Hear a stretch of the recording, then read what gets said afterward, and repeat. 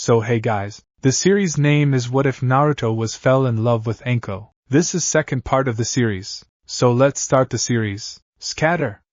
Naruto shouted as Orochimaru brought his hand to his lips and exhaled a large wave of fire. Naruto cursed at the fact that he was separated from his friends, but there wasn't enough time to think of such things. His eyes widened when he saw Orochimaru bite his thumb and smear blood on a set of tattoos on his arm, followed by a series of quick hand seals. The horrifying thing was that their enemy kept perfectly silent, a dark predator stalking his prey, gauging its skills, enjoying the sensation of the hunt and their fear and desperation. Naruto was painfully aware that this enemy was far beyond his skills. The only way to buy them time would be to trick him somehow, but that wouldn't be easy, as the clearing was covered with smoke. Oh shit, a summoning jutsu Q rather bluntly explained. Naruto's reaction was delayed for just a split second, but that was more than enough for the massive sneak to leap from the cloud of smoke and tried to swallow the unfortunate blonde. Luckily, he had just enough time to dodge. Swiped on the side by the massive serpent's scales, Naruto clutched his right arm, the numerous small cuts healing quickly, but most blocked by his bracers. So much for my coat. Thank Kami I decided to test these bracers. He dodged the swiping tail of the great snake, and leaped to avoid its bite. Orochimaru was nowhere in sight, but he could feel his chakra signature going towards what he was certain was Sasuke, so that's what you're here for. But sadly enough, the gigantic snake had no intention of letting him help his friend. Growling, he summoned 3 shadow clones, while the snake brushed his other side, its sharp scales ripping through his coat and skin.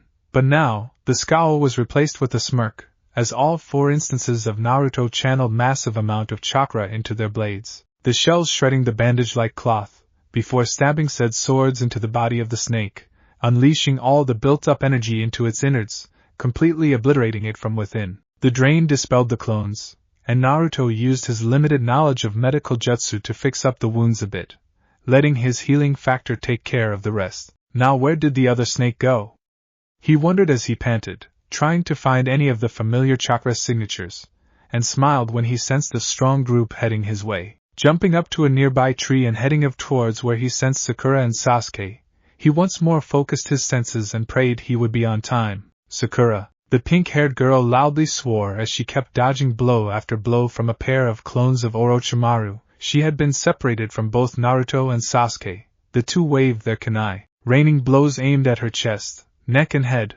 Numerous cuts covered the girl's arms. Sakura appraised her options. Her genjutsu was utterly useless against them. She knew better than to even try. Ninjutsu? They're clones, they should be weaker than the real thing, right? What's the matter, little girl? You're not afraid, are you? The clone taunted as he swiped at her once more. Sakura deftly dodged the blow. Perhaps we should just kill you and go play with Sasuke-kun, the other taunted, getting a rise from her. Think, damn it, what did Kakashi-sensei say about fighting stronger enemies? What did Naruto say? She made a small smile as she remembered the blonde's words she had prepared. Pulling out 4 of the prepared kunai from her belt, she prepared for her plan. She knew only a few water jutsu, as per her affinity, but that would have to do the trick. There was still enough water and moisture from the rain. She jumped back from the 2 clones, who instantly followed. She threw the 4 kunai, immediately following with hand signs. Water release. Water bullet, she cried, splitting the original bullet into 2 smaller ones, and firing them at the clones. She smirked at the clones, dodged first the kunai then the bullets. She pulled the well-hidden ninja wire attached to the kunai as they spun back towards the 2 clones. The kunai, fitted with exploding tags, whirled around their necks, and promptly exploded, reducing them into nothing more than piles of mud. She smiled at her success and popped a chakra pill into her mouth, preparing to go after her teammates. Sasuke, at a fair distance from the others, Sasuke Uchiha was deeply concerned for his survival. The battle was not going well, or more accurately, it wasn't going at all. Orochimaru was attacking and Sasuke was dodging, not even getting a chance to slip a single hit past the man's sword. He recognized the blade from the books he read, Kusanagi, the long sword of the heavens. A single cut from that poisonous blade could end his life, and so far, his clothes sported multiple cuts. But since they were quite loose, none of them nicked his skin. Just like a little rabbit, you tried to escape from the one hunting you, Orochimaru chirped with a wicked grin that set fear into Sasuke's heart. What the hell is this guy? He thanked the heavens for the thick woodlands around him. Jumping from tree to tree gave his mobility a good boost as he leaped around, dodging blow after blow. Sasuke recognized the small stream as the one next to their camp. Sakura and Naruto had set up traps there. I could use them to my advantage. Rushing off towards the camp with Orochimaru in tow, he kept dodging the various jutsu-generated projectiles that Orochimaru kept sending at him. Just how much chakra does this maniac have? The campsite was finally in sight, and Sasuke smirked as his Sharingan allowed him to identify most of the traps. Now all that was left was to pull the enemy in, and spring the traps. Orochimaru charged in after the boy. He had already detected the traps, but was curious as to how the boy would use them. After all, it would do no good to have a weak and stupid body, now would it? Sasuke aptly dodged the blows from various traps around him, mostly because his Sharingan was able to see through them. Intentionally tripping a wire, he dodged to the right, as a massive log came crashing down, and almost hit the snake Sannin, missing only because of his unnatural flexibility and years of experience. Cursing, he waited for Orochimaru to get close, before simultaneously tripping 2 other traps, sending a rain of kunai and saban needles at their location, while using substitution to get out of the way. A short grin replaced his scowl when he saw Orochimaru riddled with projectiles. But that quickly faded as he collapsed into a pile of mud. The process was repeated many times, each trap deftly avoided by the older ninja, who was constantly grinning. Sasuke decided to finally spring the last set of traps at the same time, as there were only 3 left. Drawing Orochimaru to the small clearing next to the camp, he used his kunai to cut the 2 wires, while pulling the 3rd one with his hand. Orochimaru stood still as a hailstorm of projectiles now descended on him. He grinned. The grin never faded as Orochimaru dodged kunai, shuriken, saban needles, explosive tags, rocks, logs and even a few larger boulders, and Sasuke was sweating and panting as they stopped for a moment. That was entertaining, Orochimaru said in a polite tone. Let's move on to the next phase of the test. Test? Sasuke wondered, but his thoughts were quickly interrupted when the snake Sannin started going through hand seals. Wind release. Great breakthrough, he calmly spoke as he exhaled a blast of wind. Sasuke used chakra to hold himself to the ground, but the wind started cutting him up in many places, but he still stood. What the hell is he doing? He acts like he's trying to kill me, but then he chooses weaker attacks? And he did mention something about a test. Not bad, little Sasuke, he said with a sinister grin, flashing through hand seals again and sending a large ball of fire towards him. But you're still no match for your brother. In that moment, Sasuke snapped. He was afraid, nervous, angry, tired, and that last comment simply broke the dam. The fear was gone, and so was the rage. The world stood still as he felt a burning pain in his eyes. The color from the world bled away, and 2 figures appeared before him. One was his brother, Itachi, the other was Naruto. Both had a sad look on their faces. You will have to choose, little brother, the figure of the older Uchiha said in a kind but sad tone. Naruto simply nodded. What is your choice? To lose yourself to your rage and desire for vengeance? To embrace your hatred of me? Or to let it go? The Naruto figure added, the choice is finally yours. Sasuke stood shocked at the situation in front of him. A moment ago, he was in the middle of a fierce battle, and now he was talking to what were probably the 2 most influential figures in his life. To embrace the hatred or to let it go? He thought as the 2 figures stood still before him. His mind raced through his memories, the day of the massacre, the academy afterward, the time with Team 7, the crazy picture the 4 of them took, where he and Naruto were scowling at each other while Sakura and Kakashi were smiling. He realized something. He wasn't alone. Even if he wanted to stop his brother, he wasn't alone anymore, and he didn't have to be ever again. And I called Naruto a dope, he thought as a smile came to the raven-haired boy's lips. Thank you, he said to both figures, who in turn smiled back at him. The flood of emotions was gone, and color returned to his world. What he didn't notice was that the Sharingan of his eyes was swirling wildly, the 2 tomos splitting into a third. The world started moving once more, but everything seemed slowed down to him. He easily dodged the fireball heading for him. He could actually stand and study the hand seals that Orochimaru was using one by one. With a wide grin, he realized what was happening. On the other side of the duel, Orochimaru was considering whether to be happy or annoyed. He decided to settle for the second when the boy returned the jutsu he had just sent at him. Things were definitely not going according to plan. Then again, things rarely did in life. He made a smile, a downright scary construction on his face as his snake-like tongue hissed. Sasuke enjoyed watching the world in slow motion. The pull on his chakra was hard, but now it was much easier to dodge the attacks of his enemy. He watched the shadowy form of Orochimaru perform each action a few moments before the original, giving him just enough time to react accordingly. His chakra was too low for more than a few jutsu, but he had just enough to start using the gloves that Naruto made for him, or the wakizashi. Deciding to keep the sword sheathed, he started pulling out shuriken from the seal, each charged with a small amount of lightning chakra. Orochimaru raised a curious eyebrow at the action but kept throwing his own kunai at the boy, mixing it up with a few jutsu. Now Sasuke was even more sure that Orochimaru wasn't really trying to kill him. Pulling the 8 shuriken he had between his fingers, he prepared his jutsu. Fire release, Phoenix fire! He yelled as he launched 10 small fireballs at his enemy, who smirked and blocked them with his sword. Orochimaru cursed as he failed to notice the shuriken hidden right behind the fireballs, each passing just a moment after he shifted his guard. None of them dealt serious damage, but the small charge they all had messed a bit with his muscles. He also noticed a number of chakra signatures heading his way.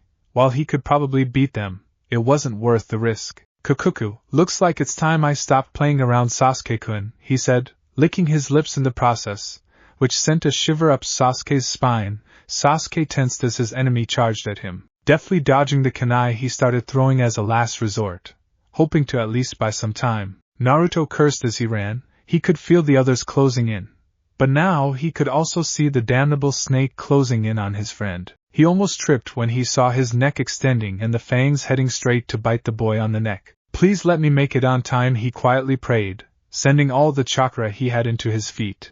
As he drew closer and closer, so did the head of the snake Sannin to its victim. Anko, supported by a full tracker team of 4 ANBU, was chasing after Naruto's no longer suppressed chakra signature, but what she saw made her blood freeze. Sasuke was on his back a couple of meters from Naruto, who was lifted 2 feet from the ground. With Orochimaru's fangs stuck in his neck, she knew what it meant too well. A few meters away, Sasuke was lying on the ground trying to piece together what just happened. In one moment he was staring down into Orochimaru's yellow-slitted eyes as he brought his head forward to bite him. He was too exhausted to move when he felt a pull. In the next moment he was a couple of meters away from the snake Sannin, who was now biting Naruto on the neck. He dropped the boy's unconscious body to the ground, visibly displeased, before he turned, looking somewhere behind Sasuke. Anko-chan, it's been a while, what brings you here? Orochimaru asked in a polite tone. Anko's blood was now boiling. That slimy bastard had messed up another life, and it was the life of someone important to her. I'm going to fucking kill you, she said in her sing-song voice, the emotions behind it enough to make even Orochimaru nervously twitch. Not overly fond of the idea of an unfavorable fight for him, he decided it was a good moment to make a strategic retreat. Although I'd love to stay and talk about old times, I really must be going, he said in a mock-sad voice, dropping Naruto to the ground as he sank into the ground before Anko had a chance to reach him. The blonde boy lifelessly fell to the ground before starting to shiver violently. Sasuke, who had barely recovered from the events, got up and rushed to his friend's side, joining Anko, who was already there, and was soon joined by a tired Sakura. Anko was watching the area between the boy's shoulder and neck with a mixture of fear, hope and morbid curiosity, as a strange seal kept trying to form, only to lose its shape. Naruto's mindscape. Naruto awoke to a great deal of pain as he entered the familiar planes of his mindscape. He had changed the area a long time ago, sickened by the utterly disgusting sewer. The vast plains before him were placed in an eternal twilight, the last rays of the sun giving way to the moon and stars above. He had shaped the land after the landscape from his visit to the south. In the distance glistened the golden light of the sun reflected in the ocean waters. In the distance the bluish rock of the mountain stood, cut off at the base by dense forests. His enjoyment of the majestic landscape was interrupted by another wave of pain. He shakily got up to notice 2 figures standing atop a large stone dais. The first was Orochimaru, sans his usual laughter. The second was one of his first friends, a regal man with crimson hair that reached his shoulders, dressed in a formal red kimono. His face was finely chiseled, bearing a calm and gentle expression, especially compared to Orochimaru's scowl. The only things that truly gave away the man's identity were a pair of red-slitted eyes. QB stared at his opponent, the two of them locked in a contest of will, each having his own plan for the boy. Kit! Q loudly called, if you would be so kind to get your hide over here and help me cast out this intruder from your mind and soul. Naruto quickly nodded and rushed over. As soon as he stepped on the stone dais, he felt the immense pressure of an alien will. But what was truly horrible were the whispers and images. He saw his home burning, himself on top laughing wildly as he stabbed Kakashi through the throat. Do you wish power? He saw himself fighting off countless enemies without any effort whatsoever, his face skinned and covered by strange black markings. Do you wish for your revenge on the weaklings who abused you? He saw the mobs that once tormented him brutally slaughtered by his hand. Power beyond your imagination, beyond your wildest dreams, and all you have to do is accept it. The voice kept beckoning, and he felt the pressure lessen in the moment he considered that option. But as he thought of it, another set of images came over. He saw Sakura crying over his shivering body, joined by a very worried and sad Anko, and Sasuke who kept yelling at him to wake up, his fear and sadness also obvious. He saw the moment of Haku's death on the bridge, the broken visage of Zabuza Momochi as he looked at who he wished could have been his son. He saw Iruka's smile when he placed his old Hitayite over his forehead. He saw what could be his burial, the saddened faces of Sarutobi, Iruka and all those he knew. He saw when Sasuke took Haku's blows for him. He smiled. The choice was already made. There was never a question what his answer was. No, Naruto spoke to the image of Orochimaru in a cold, demonic tone. He may have held a demon's power, but he was no monster. He would never become one. His eyes focused on his enemy and he watched as strands of red chakra rose around them, encasing Orochimaru in a crimson sphere. Before obliterating him, in a few moments, the dais sunk into the ground, leaving the two of them standing on soft grass.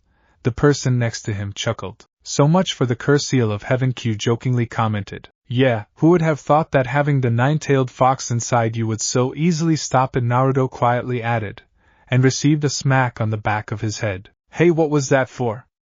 He asked angrily, rubbing the back of his head. It wasn't me who stopped the seal, Kit. I kept it at bay.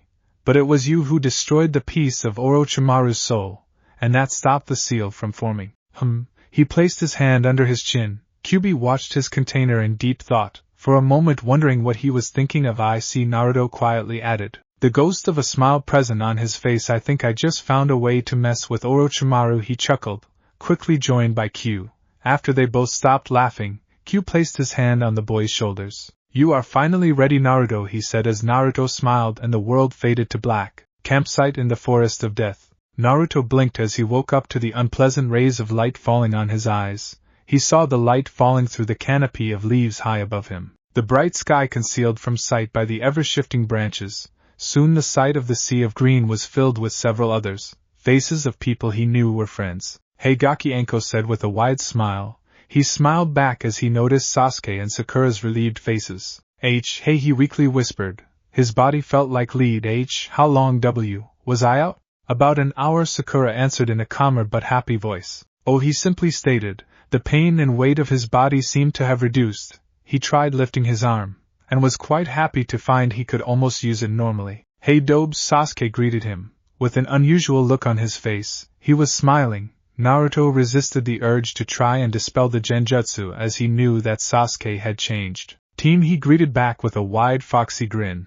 After that, Sasuke's face turned serious. Thanks for everything, he quietly said, nearly flooring all present. Changes were one thing, but Sasuke still had a lot of the Uchiha pride in him, and that was about the last thing expected. Naruto smiled. What are friends for, he replied, offering his hand to the Uchiha, who gladly shook it. Smiling at the scene before her, Anko suddenly remembered something. She took a short look at the boy's neck and only found 2 small traces of bite marks, but no seal. Naruto had already figured out what she was doing, but decided to let her face went through several emotions, first surprise, then disbelief and finally happiness. Unfortunately for Naruto, there was no time to converse. I think I'll sleep some more, he quietly said as his eyes closed. For the first time in a while, Anko felt content as she watched Naruto's teammates carry him off towards the tower. The boy, no young man, was a wellspring of surprises, and she was glad that he was okay. Ignoring the surprised looks of the ANBU at her calm and happy smile, she returned to her duties. She wasn't overly worried about the other teams attacking them.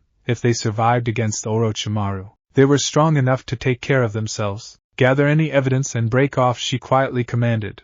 Before leaving herself, the screens in the tower should have something interesting to watch. Within the Forest of Death's tower, on its final floor, was a temporary office for the Hokage, a relic of times long past, but still kept in perfect condition by seals and workers. Inside said office were currently all of the 4 Jounin sensei of Konoha's Rookie 12, namely Hatake Kakashi, Sarutobi Asuma, Yuhi Kurenai and Mado Gai. What is this about Hokage-sama?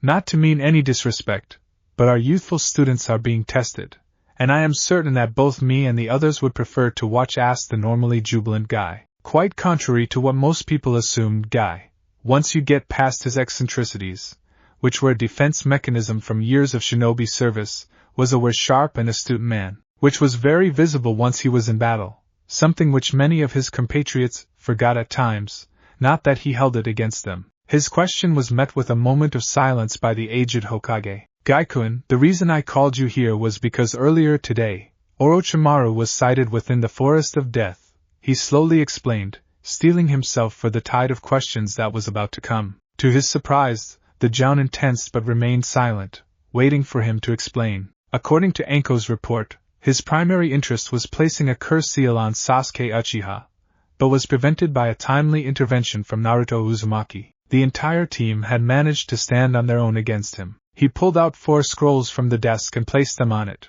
right in front of the 4 Jounin. These are the detailed reports on the incident. I want you all to read them carefully, because we might be facing war. The 4 Jounin watched their Hokage fearfully. The idea of war was not something to be taken lightly. What are our orders, Hokage-sama? Kakashi asked in a serious voice. Slacker or not, this was no time for jokes. For now, observe, look for spies and help your teams whenever possible. Should another of Orochimaru's agents be spotted, capture him, alive preferably. Other than that, keep an eye out for anything out of the ordinary, and for any perceptible weaknesses around the village. Dismissed. Now I can only hope that my foolish former student makes another mistake, Sarutobi thought as he summoned a few clones to do the paperwork and returned to reading his little orange book. The day had been too long. Back in the forest, Team 7 had hid themselves within a hollow tree, with sufficient space to hold a small camp and surrounded by a lot of traps. It was a safe haven until Naruto recovered, and they could proceed to the tower with both scrolls. Sasuke and Sakura kept watch on shifts while the others slept. It had been 8 hours already. Naruto should be waking up soon. What they didn't notice were 3 pairs of eyes watching them. The second, stronger genin team from the Sound Village, consisting of Kintsuchi, Dosa Kinyuda and Zakubumi. The trio watched the genin team from a well-concealed position at a safe distance. There's our target, Zaku whispered, pointing at Sasuke. What about the girl and the unconscious one? Dosa asked, scratching his head. The blonde brat is down already, and the pink one isn't exactly all that tough. At the same time, Sasuke was sitting back, acting asleep as he studied Naruto's sword. It was an impressive weapon, by all means, even more so for the fact that he knew its efficiency firsthand. When it was used to try and kill him, ever since they got back from Wave, Naruto had taken the time to help both him and Sakura with their ninja skills. He smiled when he remembered how much he had improved from his simple and easily applicable advice. His skills skyrocketed within weeks. How was he doing it all wrong before was still beyond him. And why had he helped him?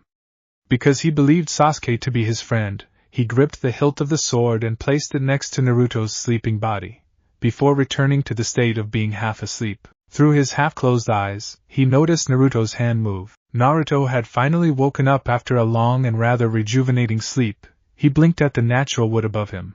But just as he was about to move to check where he was, he felt 3 unknown chakra signatures. Silently cursing, he turned his head to the side and spotted Sasuke, and thanked Kami that his friend was watching him. He quickly got into a series of hand signals, the silent way of communication mostly used by ANBU operatives in the field. 3 signatures, unknown, high genin level chakra, 50 meters straight out, call Sakura back here. He quickly signaled his friend, and was not disappointed when he did as asked. Hey Sakura, he quietly called, while waving the girl to come over. Sakura quickly responded and walked to them, noticing the now awake Naruto, who told her, still using hand signs, not to say anything about him and for the two of them to start talking. He felt the three start moving towards them. Keep ready, I'm leaving a clone and dropping into the ground so I can attack them from behind. Naruto quickly signaled to the two short nods, and Naruto grabbed his sword and started sinking into the earth as a clone of himself appeared over him. Sasuke and Sakura were getting ready. Sasuke prepared his wakizashi while Sakura pulled out a scroll and unsealed pair of elongated kunai, made for close quarters, further enhanced by Naruto's seals. They both slowly walked out towards their enemies. Sakura calmed down, while Sasuke assumed his arrogant Uchiha look that he had perfected over the years, idly wondering what their crazy teammate had thought up for their opponents this time. Sakura, on the other hand, was in a much better mood than her companion. She was perfectly aware of her shortcomings, but after facing the Snake Sannin, the trio that had been sneaking up on them was a joke. True, she didn't sense their chakra, but then again, Naruto always was in a class of his own. The two dueling kunai she had were bought a few weeks ago, and while she was decent with them, it were the enhancements that did the job. She trained her butt off so that she could use them properly. The Sound Nin watched the two walk out of their tree shelter, a smirk covering 2 out of 3 faces.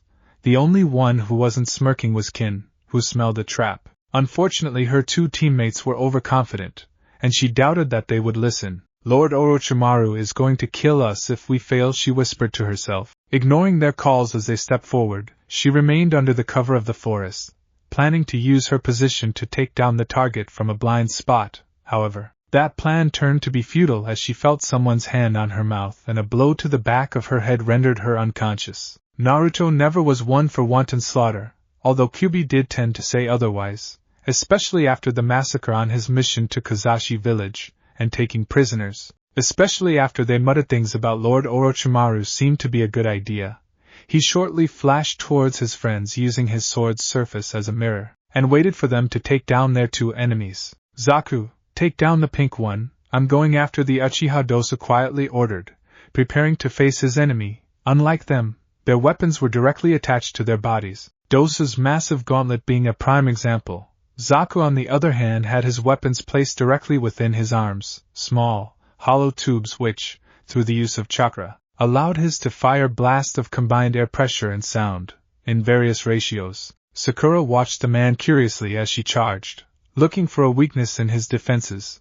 What she didn't expect was a blast of invisible force that sent her to the ground with a wide gash on her left arm. What the hell did he do? She wondered. She had noticed a wave of something, but was still uncertain. The two kunai were now fully charged with chakra, and she was ready for a brawl. If she could only get close to her enemy. Smoke bombed, she thought as a thoroughly evil grin crossed her features. In the other fight, Sasuke was doing his best to protect himself from the strange high-pitched screeching that he heard in his ears. His balance was failing him, and he could barely stand. Damn it, I can't fight him without the Sharingan. So much for testing myself, he mused, although he was well aware that conventional tactics were little help against an attack like this. Drawing high chakra to his eyes, he felt the immediate relief as his balance returned and the world once more slowed down, the color slightly bleeding from it. Now that he looked more carefully, he could see the waves of chakra around him coming out of his enemy's metallic gauntlet.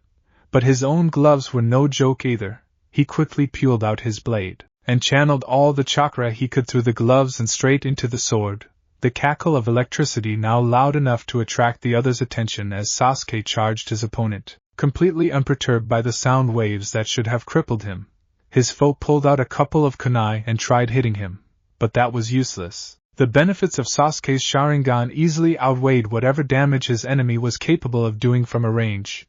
Now he only had to avoid being hit. Pulling the most out of his chakra reserves, he enhanced his speed, vanishing in a blur as he struck the metallic gauntlet. Dosa's one visible eye twitched for a moment as the surge from the sword entered his body, and the gauntlet began cracking. Dosa collapsed from the electrical shock with a wide bleeding wound on his arm. Naruto contently watched the fight from his bush with a restrained Kin lying on his lap who was still out. Ninja wire combined with chakra suppression seals did wonders for restraining foes. The fights, as always, were entertaining to watch. He was mildly disappointed that Sasuke had to rely on his Sharingan, but was glad to spot the 3 tomo in his eyes and the rather creative use of the gloves he made for him. Now why didn't he think of that? Sakura was having a harder time, as she didn't have Sasuke's eyes to help her out. He watched as the girl managed to adapt fast enough to dodge the blows of air sent by her opponent based solely on his aim. He was impressed. 2 months ago, Sakura was still a weak fangirl who didn't use her sizable head for anything except for planning how to get together with her Sasuke-kun. Now, the girl had turned into a competent, if not deadly kunoichi, capable of holding her own against stronger opponents. He was proud of his own interference into her training along with adding a few small pieces of equipment. Once more he was glad that he listened to his tenant's advice. Sakura dodged blow after blow from her opponent, using her clones to draw his attention whenever possible. She got a good idea and proceeded to use it. Since clones are nothing more than an image, she physically entered one, letting it leave a moment later. The point was simple, from her enemy's point of view, unless he could tell them apart. It was impossible to know which of the two was now the original and which was the clone. Sokka loudly cursed her wit as she kept using the clones to surround him, charging them all in and keeping herself at his back. He started shooting waves like mad, trying his best to finally find the real one when he felt a pair of blades stab him in the arms, completely disabling them before a third blow came to his family jewels, completely knocking him out. Once more smiling at his teammates' improvement, Naruto raised the unconscious girl, placing her over his shoulder as he walked out of his bush. His team was slightly winded, while he was in perfect condition without as much as a stain except for his shredded sleeves. "One of these days, Naruto, you've gotta teach me how to sneak around like that," Sasuke jokingly said while sheathing his wakizashi. As soon as he deactivated his eyes, he felt the dizziness return full force as he lost his balance and fell down, only to be caught by Sakura before passing out from chakra exhaustion. "Nice work, Sakura," Naruto complimented her. While gesturing to her fallen foe, the girl smiled, and blushed for a moment. She still wasn't used to his genuine compliments on her skill. Naruto, on the other hand, walked over to the bandage-covered man and searched him for a scroll. Finding both a scroll of earth and heaven, he pocketed them. Noticing Sakura watching him with a bit of curiosity, he decided to explain. "Less competition later on," he shortly stated before summoning 3 clones. Once more Sakura watched him in surprise, even more so when one of the clones picked her up, bridal style, along with another who picked up Sasuke, and the third held the girl from the sound team, while the original grabbed his sword and started going for the tower, easily followed by the other 3. As they went more towards the tower, the forest turned thicker and thicker, forcing them to go along a much longer path or cutting through whenever possible. After about an hour, his female prisoner finally woke up, trying to free herself, until she realized that she could neither move nor use her chakra. "Don't even try it.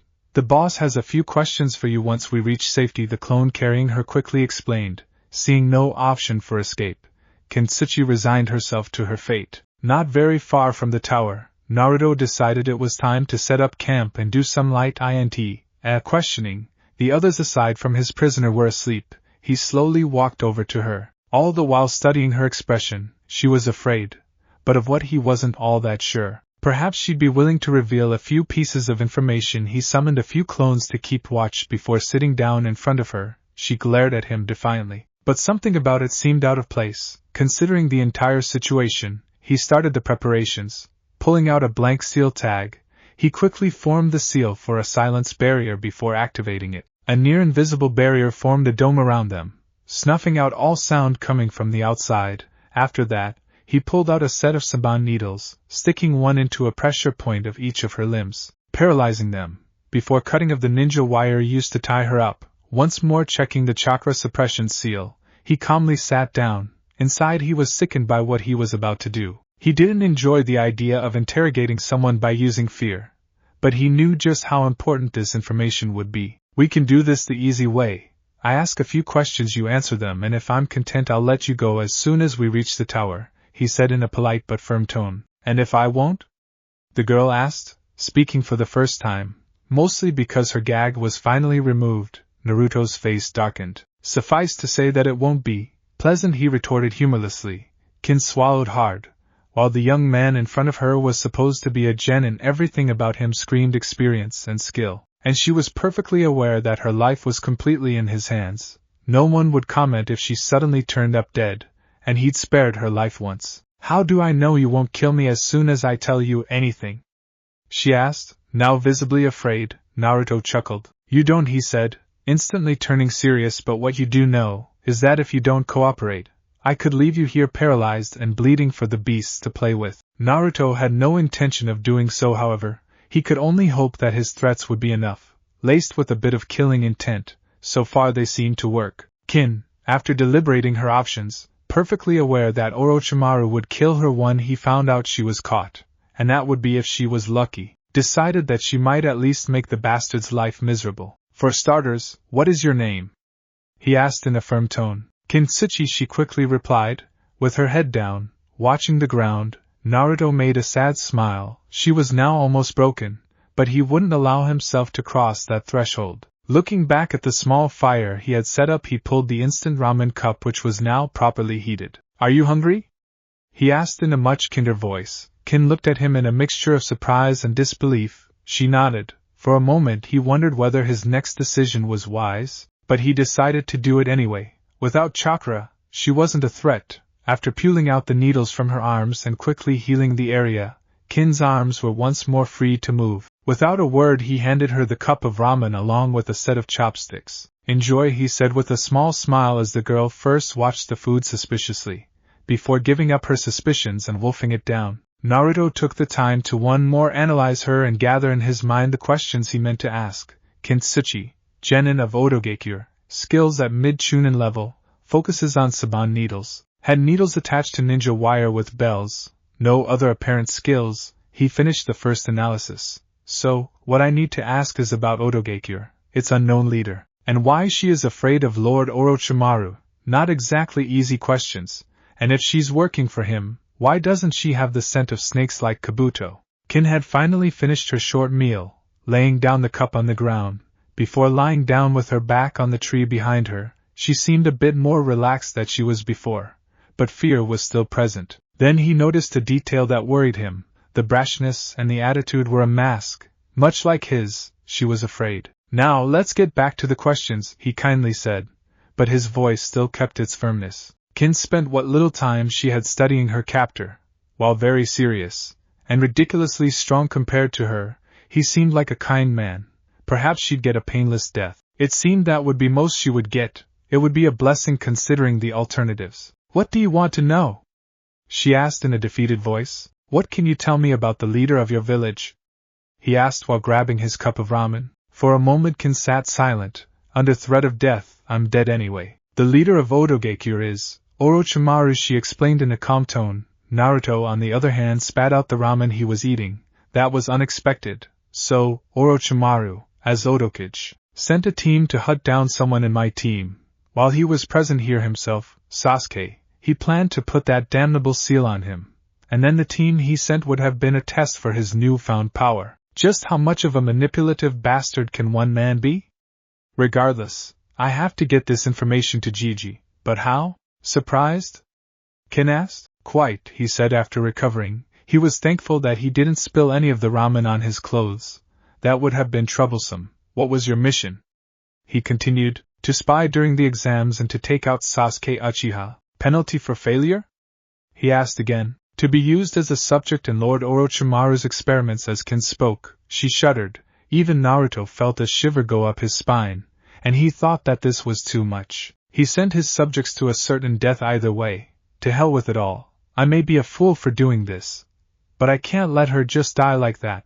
But how to persuade the old man? He paused his train of thought for a moment, considering the possibilities. That's it. Information on Odogekure and Orochimaru in return for asylum. The old man would probably accept that. I might have an offer for you. Very few people in the observation room of the tower were surprised that Konoha's Team 7, under the tutelage of Kakashi Hatake, was able to safely arrive, carrying no less than 4 scrolls and a prisoner. The last bit surprised most of them, but they had to admit it was an acceptable tactic to reduce enemy numbers. Out of all present jounin, Kakashi was especially proud. He had seen his team change from a bunch of brats into more than capable group. The 3 clones of Naruto following the original had finally arrived in front of the tower. The ancient edifice before them inspired awe in the young man. He smiled to his now sleeping companions and prisoner. The young woman had some interesting information he was sure Anko and Ibiki would kill for, or do something even more unpleasant. He would have to talk about it to the old man. He was certain he could convince him to do something. Walking into the tower, another thought occurred to him. How many teams did manage to get here? 12 o'clock, Konoha, ANBU headquarters, office of the head of torture and interrogation. Ibiki Marino was having a field day and sporting an uncharacteristic grin which made sure that most of the ANBU kept a safe distance. First, the kid that Anko was talking so much about had brought them in Kabuto Yakushi, and the poor bastard didn't even know that he was a spy thanks to a well-concealed seal on the back of his neck. And not even a mind reader from the Yamanaka clan was able to dig out anything. Unfortunately, none of them knew how to break said seal, although he did make several copies. Planning to give one to Wonderboy, he kept calling him, much to Anko's chagrin. The second thing that made his day was the fact that the same kid brought another person to feel his tender skills. Now, he was seriously considering buying the kid a drink, or at least dropping by to watch the remainder of his matches. Those should be fun, he idly thought as he sealed up his set of torture instruments. Going through his mental checklist, he finally turned off the light in his office before proceeding to the prisons of the tower. 1400 hours, the tower in the forest of death. Much to his endless pleasure, Naruto was finally able to rest. Kin was now held within one of the tower's prison cells, awaiting the arrival of Ibiki Marino and Hiruzen Sarutobi for her interrogation. Sarutobi, while hesitant, was willing to offer the girl protection in return for all the information she could give on Orochimaru, and to his growing surprise, Ibiki had asked for him to be present. Something was bugging him though, since the moment he woke up after the battle with Orochimaru his chakra has been off. Resigning to figure it out later, he returned to his observations. It was time for practice. Sitting down behind the railing, he closed his eyes and focused on distorting the shape of the field of radiance, so that he could reach the door. He was very much glad to find it not nearly as hard as he expected. Idly monitoring from his hidden perch on the first floor, he gazed at the teams that were arriving. One such team was Team 8, consisting of Kiba, Hinata and Shino, trackers, he reminded himself, his mind racing through all the information he could gather on them. Kiba Inuzuka, clan heir of the Inuzuka clan, partnered by the Nindog Akamaru, specialty tracking and clan taijutsu techniques. No ninjutsu or genjutsu, brash, arrogant, but very loyal and dedicated. Shino Abirame, another clan heir, uses Kakai beetles which feed on chakra, leaving the host's body very low on it, and incapable of using chakra-consuming jutsu, but capable of using the beetles for various clan techniques, specializes in recon, tracking and clan techniques, mostly stoic and withdrawn but highly intelligent and loyal. And finally Hyuga Hinata, taijutsu specialist, using the gentle fist style and wielder of the Hyuga bloodline Byakugan, shy, withdrawn and has confidence issues but fiercely protective of her friends and family, also has an apparent crush on me. The others walked in a well, Team 10 under Sarutobi Asuma, the Ino Shikacho trio, just like their parents before them, decent level of skill, but nothing special. Out of the three, Shikamaru Nara was the one to be feared for his intellect, which he was more than willing to use should the situation call for it. At other times he was a lazy bum. His control over shadows was his strong point. Ino Yamanaka, a mind walker like her father, is dangerous, but not overly so. Another fangirl apparently. Chuji is probably the strongest out of our generation. A pure taijutsu expert. Despite his usually calm attitude, he is not to be underestimated. Two interesting teams Naruto silently mused well best get going, and that he would have done had he not seen something that provoked his curiosity. One of the sleeping rooms had its door open, and inside was Gaara, lying on his bed curled up and crying while whispering something.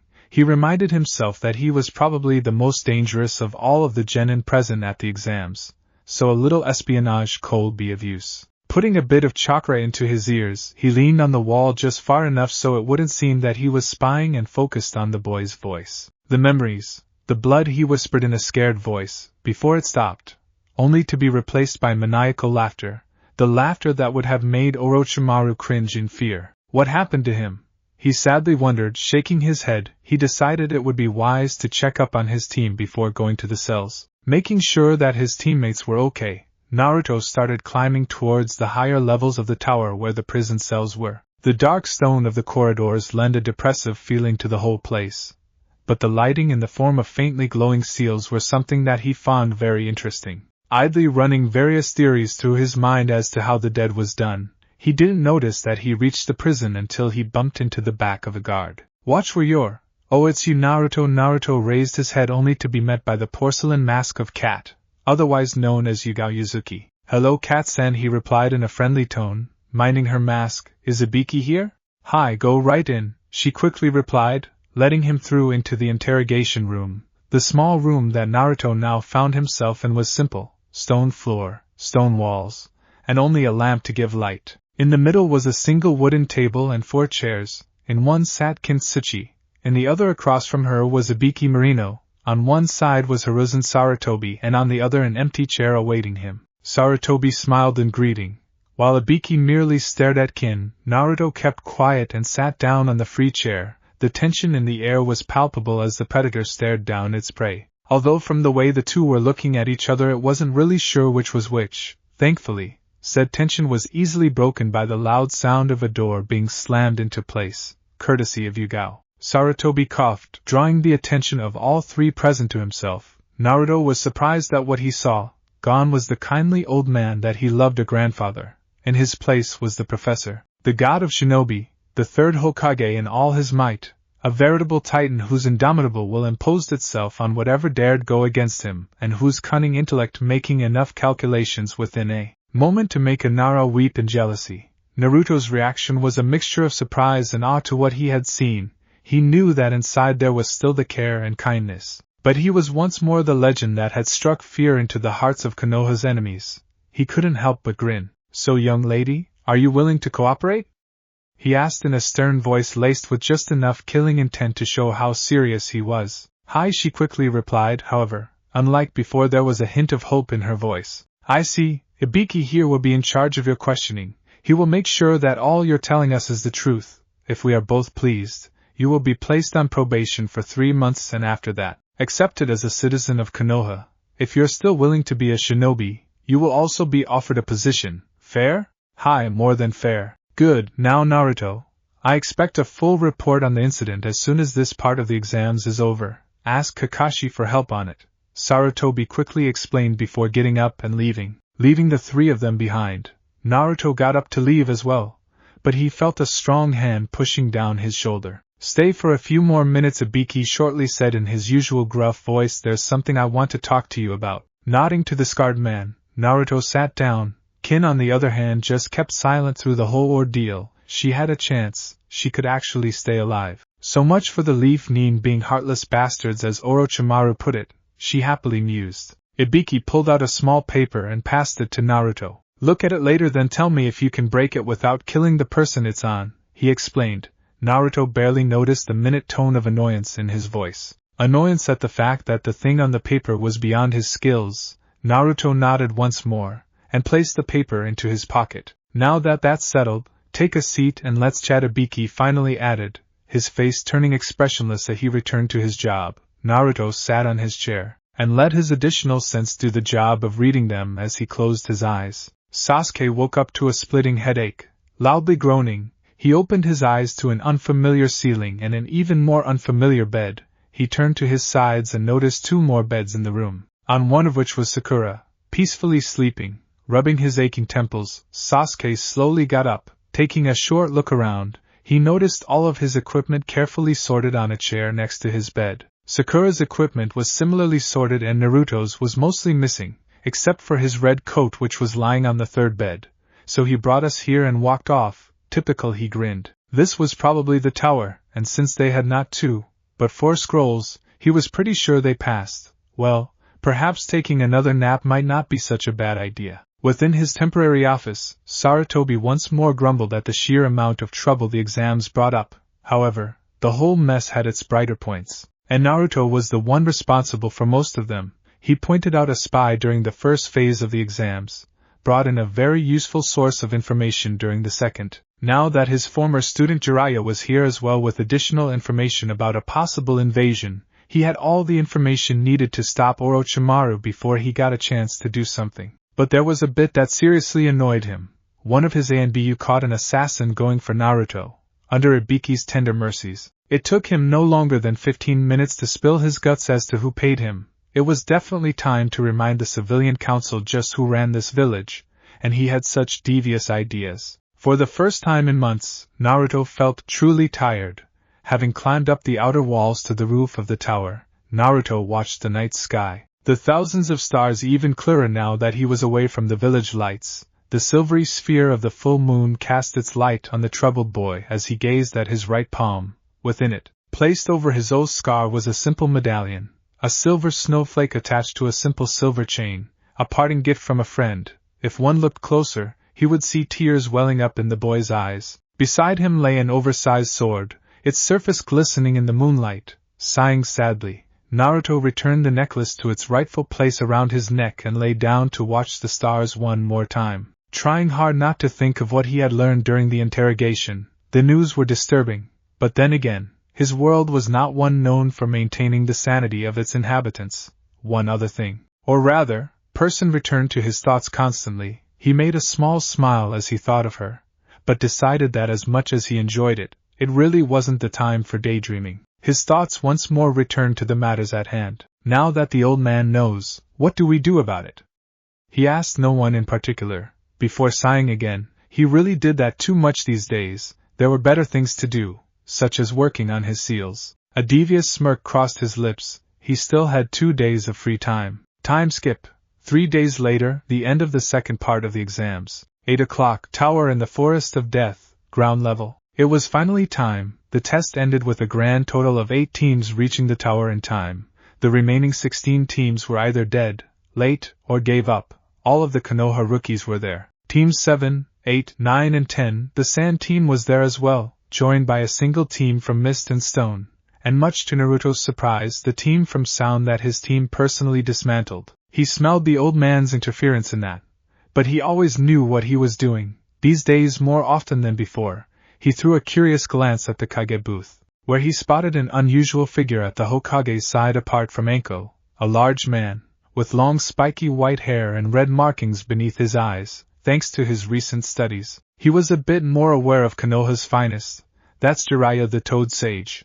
Wonder what he's doing here. He also noticed an unnaturally large grin on the old Hokage's face. His further musings were interrupted by the arrival of a man in a Chunin vest, another proctor for the exams. The 24 remaining genin instantly calmed down. Greeting, my name is Gekahate, and I will be the proctor for this part of the exams. Before you can proceed to the third part of the Chunin exams, there will be a round of preliminary matches. According to the rules, the screen he points to a large screen on the wall behind him will show the pairings. At that point, names started flashing over the screen until it showed a pair. Inuzuka Kiba vs. Rock Lee. Everyone except the 2 contestants leave the arena. The other genin quickly evacuated the arena, climbing to the stands that surrounded it. Naruto decided to watch this battle very carefully. Lee maybe was unable to use chakra, but he was a taijutsu prodigy, something that he himself couldn't claim. Kiba on the other hand wouldn't be as much of a problem. Hade stood back as Lee and Kiba stared each other down. This is going to be an easy one, Akamaru? That's the guy who can't even use chakra, Kiba jokingly asked. While his dog barked in response, Naruto made a mental note of the fact. Lee merely laughed before replying, let's have a good match. Begin! Hade shouted before jumping back. Let's go, partner! Kiba shouted and dropped into his stance, hands on the floor in a half-crouch. Akamaru jumped on his back, in preparation for his family's jutsu. However, Lee wasn't going to wait for Kiba to finish his jutsu and instantly charged him. Not bad, Kiba-san. But you're too slow, Lee added as he slammed his fist into Kiba's face. Kiba loudly cursed as he flew back and slammed into the wall. Kiba picked himself up from the rubble, and his canine partner quickly joined him. Without stopping for a moment, he pulled out a number of smoke bombs. Lee once more charged, planning to stop him, but it was too late. Kiba had already dodged, and only his voice could be heard from the smoke. Man, beast, clone! He shouted the name of the first jutsu, immediately followed by the second 4 legs jutsu. Lee jumped out of the smoke, and stood perfectly still in his stance, awaiting Kiba to come out. The smoke cleared, and Lee was surprised to see not 1, but 2 completely feral-looking copies of Kiba. Unlike Lee, however, Naruto, along with several others, didn't fail to notice that Akamaru was nowhere in sight. Just as Lee was about to attack, his 2 opponents leaped, shouting dual piercing fang. Much to his dismay, Lee found out that he could only dodge the 2 figures spinning at high speed, bouncing off of every surface they came into contact with. Come on, how long can they maintain this?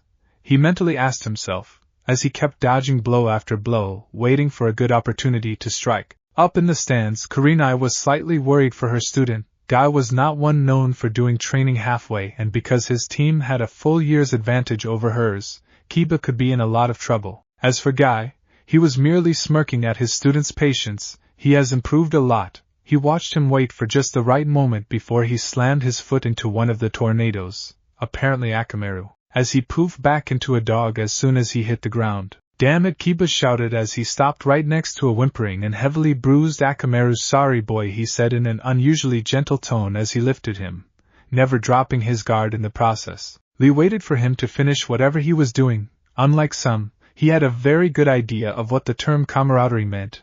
This was a test. No need to do more harm than necessary. Kiba gritted his teeth. He underestimated his opponent. Rock Lee turned out to be a lot stronger than he expected, and he wasn't skilled enough to fight him and win. And now, because of his mistake, his partner Akamaru had been badly hurt. With him he might have stood a chance. But like this, unless we both take one of the pills. What do you think, Akamaru? He whispered to the pup, who growled in response, causing the Inuzuka heir to make a toothy grin. Right boy. On the other side of the arena, Lee noticed that something was about to happen.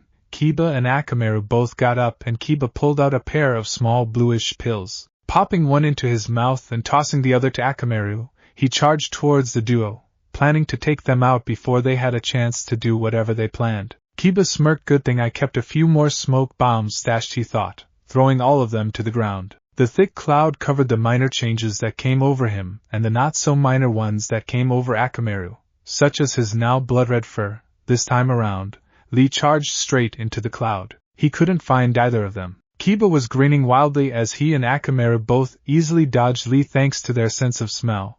The bull-shaped boy's scent was so easy to follow it was ridiculous. "I have to thank Naruto later on for all those pranks we pulled," he thought as he started the next phase of his plan. Within the smoke cloud, Lee was now battered by even faster attacks than before. As much as he kept blocking, there was no way to keep it up with both of them like this. "Sensei!" Lee shouted. A lot of people turned to Guy, who was now smiling. "You have my permission!" Guy shouted back, and within second a loud thump was heard from the smoke cloud as cracks extended from it. Kiba's entire team was now worried. "I'm sorry to say this, Kurenai-san, but your pupil doesn't stand a chance now," Guy said in an uncharacteristically serious tone. Kurenai sighed sadly, well aware that he was right, but still hoping that he would somehow win. Back in the arena, Lee vanished, moving at such speeds that the smoke dissipated. Kiba and Akamaru stood back to back, claws ready to strike their ridiculously fast opponent. This time, Kiba was on the receiving end of Lee's strikes. "Leaf Rising Wind!" Lee shouted as he slammed his leg into Kiba's face, launching him into the air. He quickly followed the strike with a leap, rising above Kiba before slamming him down with his fist into the gut. Moments later, Kiba crashed into the ground, leaving a small crater. Alive but almost unconscious, he looked at the proctor, who simply nodded. Akamaru had returned to his normal form and was nuzzling Kiba's hand, whimpering sadly. "Winner Rock Lee!" Hate shouted, only to cough afterward. "That was a good fight, my youthful friend," Lee respectfully said while helping Kiba up, supporting him on the shoulder as the medics arrived to pick him up. "Damn," Kiba weakly muttered, "I wasn't even close." "That's nothing some training can't fix," Lee said happily. "If you're willing, I can help you out once the exams are over," he added cheerfully. Kiba watched his former opponent in disbelief, before smiling himself. "That would be cool," he laughed back while they both left the arena. Up in the stands, both Guy and Kurenai were now smiling at the pair. As soon as the arena was cleared, the screen started going through names again, only to stop at the next pair. Sasuke Uchiha vs. Mikashir Tokai. "Will the KOF contestants please step down into the arena?" Hade called. Both Sasuke and the Stone Genin started going down. "Play it safe," Sasuke heard Naruto's voice from right behind him, before giving a thumb up in understanding.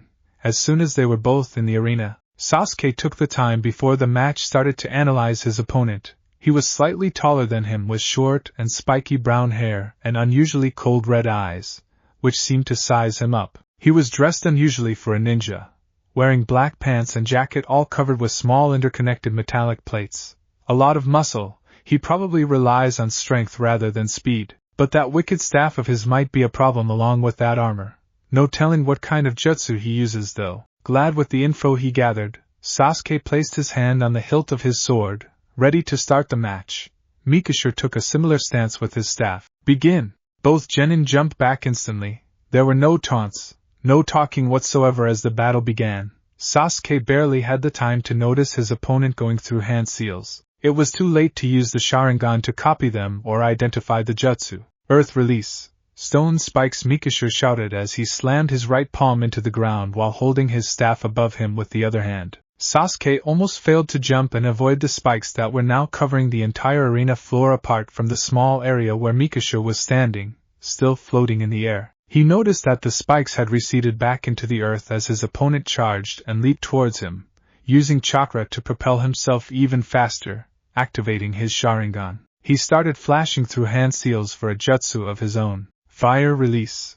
Grand fireball, he cried as he exhaled the large orb of flame, aimed straight at his opponent who had leaped at him, hoping to take him while he was in the air. Up in the stands, Kakashi, Naruto and Sakura cheered on for their teammate as the fireballs slammed into his opponent. Sasuke quickly landed on the ground and drew out his wakizashi, once more using his gloves to charge it with electricity. Mikashir hit the ground hard, but recovered quickly enough to parry the blow with his staff. Now for the first time, Sasuke had a chance to see the staff up close, and leaped back quickly when he noticed the seals on it glowing. Barely avoiding the counterattack that slammed into the ground, the cracks that appeared beneath the staff gave him a good idea as to why it wouldn't be healthy to get hit. If at first you don't succeed, he mused as he pulled out a dozen shuriken connected to ninja wire. He smirked as he started throwing them around, content that his opponent couldn't see the wire. The shuriken flew straight at his opponent, who decided to dodge rather than block them.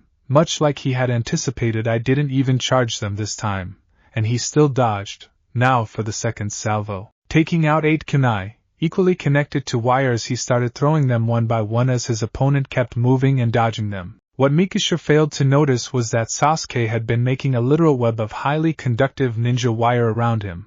Now, it was only a matter of him hitting a few of them and getting tangled up. Were all the Uchiha that pitiful?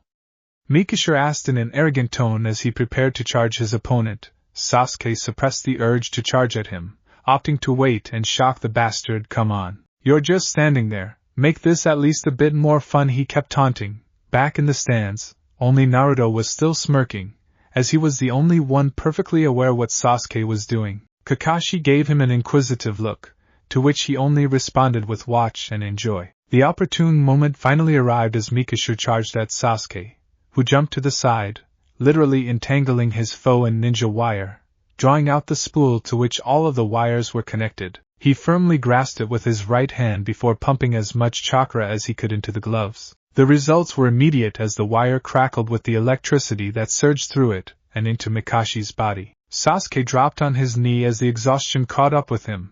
Thankfully, his plan worked, and thanks to the plates on him, the gloves shocked him even worse than they would have normally, if the smoke rising from his lightly burnt body was any indication. Proctor, I think he's unable to continue, Sasuke weakly said, catching the coughing man's attention. Right, winner Sasuke Uchiha. The other members of Team 7 cheered for the victorious Uchiha as he climbed back up. Nice fight, Sasuke, Naruto said in his now usual serious tone. His friend merely nodded as he sat down to see who was going to fight next. Once he saw the name, the raven-haired youth smiled. This was going to be fun. Naruto Uzumaki vs Tenten Higurashi. Now this is going to be entertaining, Kakashi jokingly noted. Guy threw him a surprised look. Wasn't Naruto your weakest student? He asked, while Kakashi threw back an eye smile. I might have forgotten to update his records, he lied. In truth, Naruto had asked him to keep them the way he was before the wave mission, with only some minimal updates so it would seem realistic. While he and the Hokage were kept perfectly aware of his skills via a second record that was kept safely on the old man's person at all times. Guy ruefully shook his head at his rival, but after that, Kakashi's expression turned serious. I hope you trained her well, Guy, he said for her sake. Down in the arena, Naruto and Tenten stared at each other as Hate approached to start the match. Naruto was perfectly calm, unlike his opponent who seemed somewhat angry for some reason. Do you have an issue with me? He asked in his perfectly calm voice. However, he quickly put 2 and 2 together when he noticed she was eyeing his sword, then watching him dismissively. So, she thinks I'm some idiot who got his hands on a strong sword and doesn't know how to use it, eh? Asking the old man to keep my records a secret was a better idea than I thought. Do you even know how to hold a sword? She asked him, to which he only smiled as he placed one hand on the hilt of the once more bandaged blade, but quickly decided against it. I'd rather see how good you are first before deciding whether I'll need the sword, he added while he placed his hand on one of the seals on his belt. Begin! Hate shouted before jumping back. Tenten leaped back as well while Naruto merely unsealed one of his special seal kunai, activating the chakra shell around it, and using his molding skills to extend the blade a bit by adding his own chakra to it. He momentarily reminded himself of what he found out about his opponent. Higurashi Tenten, weapon specialist, no other notable skills apart from the academy ones, known to carry a lot of weapons. This should prove interesting. Let's see how her aim goes against my radiance. Naruto kept his calm smile as he saw Tenten begin throwing a salvo of kunai. He stood perfectly calm until the kunai reached the edge of his sphere. He calmly closed his eyes as he sidestepped all 10 of them. With his free hand, he lowered his hatayate over his eyes. Kakashi was now worried. But not for Naruto, as Guy thought. Kakashi, what is that boy doing? Sigh. Thanks to his unconventional training, he has sharper reflexes than most Chunin, let alone Genin.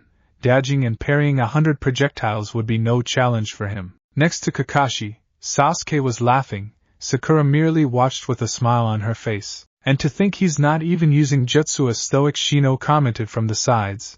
He had seen Naruto in action once.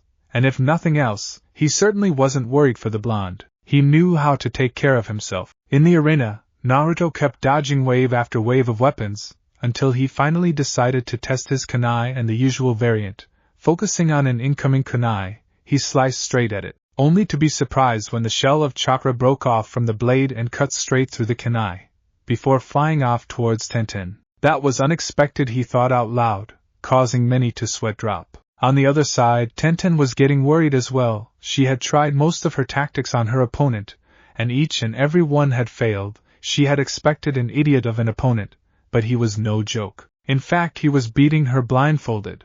I'm afraid you're at a disadvantage, Naruto tried to explain in his infuriatingly calm voice. Sasuke and Kakashi, along with a few others, recognized how this manner of speech perfectly resembled Itachi. You see, I've been training some of my skills by blocking or dodging vast numbers of projectiles at a time, so without going all out, you don't stand a chance of hitting me. Tenten silently cursed as she planned her next move. Naruto was apparently willing to wait for her. Well, that's gonna bite him in the back, she gingerly thought as she prepared 2 scrolls. Picking up the minute chakra signature of her scrolls, Naruto lifted one side of his hatayate, putting it very much like Kakashi, who in turn felt very proud of his student. Up in the stands, Shikamaru, Shino and Neji carefully studied Naruto's moves and tactics, each trying to figure out what the blonde enigma was doing. Out of them, Shino was the least surprised, but the only one who knew what the result of this match would be for sure was Shikamaru. She's going to lose, and badly, he quietly said. In the Kage box, 3 figures watched Naruto's fight with great interest. Anko was enjoying herself, while Sarutobi merely watched the boy with pride. The only one who was amazed was Jiraiya, who hadn't expected that much skill from the boy. He was also the only one to notice the dome of chakra that covered the entire arena. The gaki is good, he muttered. You have no idea, Anko added while giggling, which promptly caused the two to take a step away from her. Scrolls? Naruto asked with very little emotion. Inside he was giddy to see another scroll technique at work. Tenten smirked at him, confident that her move would land at least a few blows. Just don't get surprised when it kills you, she added in a serious voice. Now very interested, Naruto lifted the other end from his eyes. He watched the girl pull out a small pair of scrolls, holding them both in one hand before unrolling in the air and smearing her blood on both. What's she gonna use? Chakra converters? Exploding seals? A ton of weapons? Damn, I wanna know. He's done for, trained or not. There's no way he can avoid that move, Guy confidently said. While Kakashi shook his head, he hasn't even begun to fight Guy. The scrolls instantly began releasing smoke and flew up in the air, quickly followed by Tenten. Secret technique.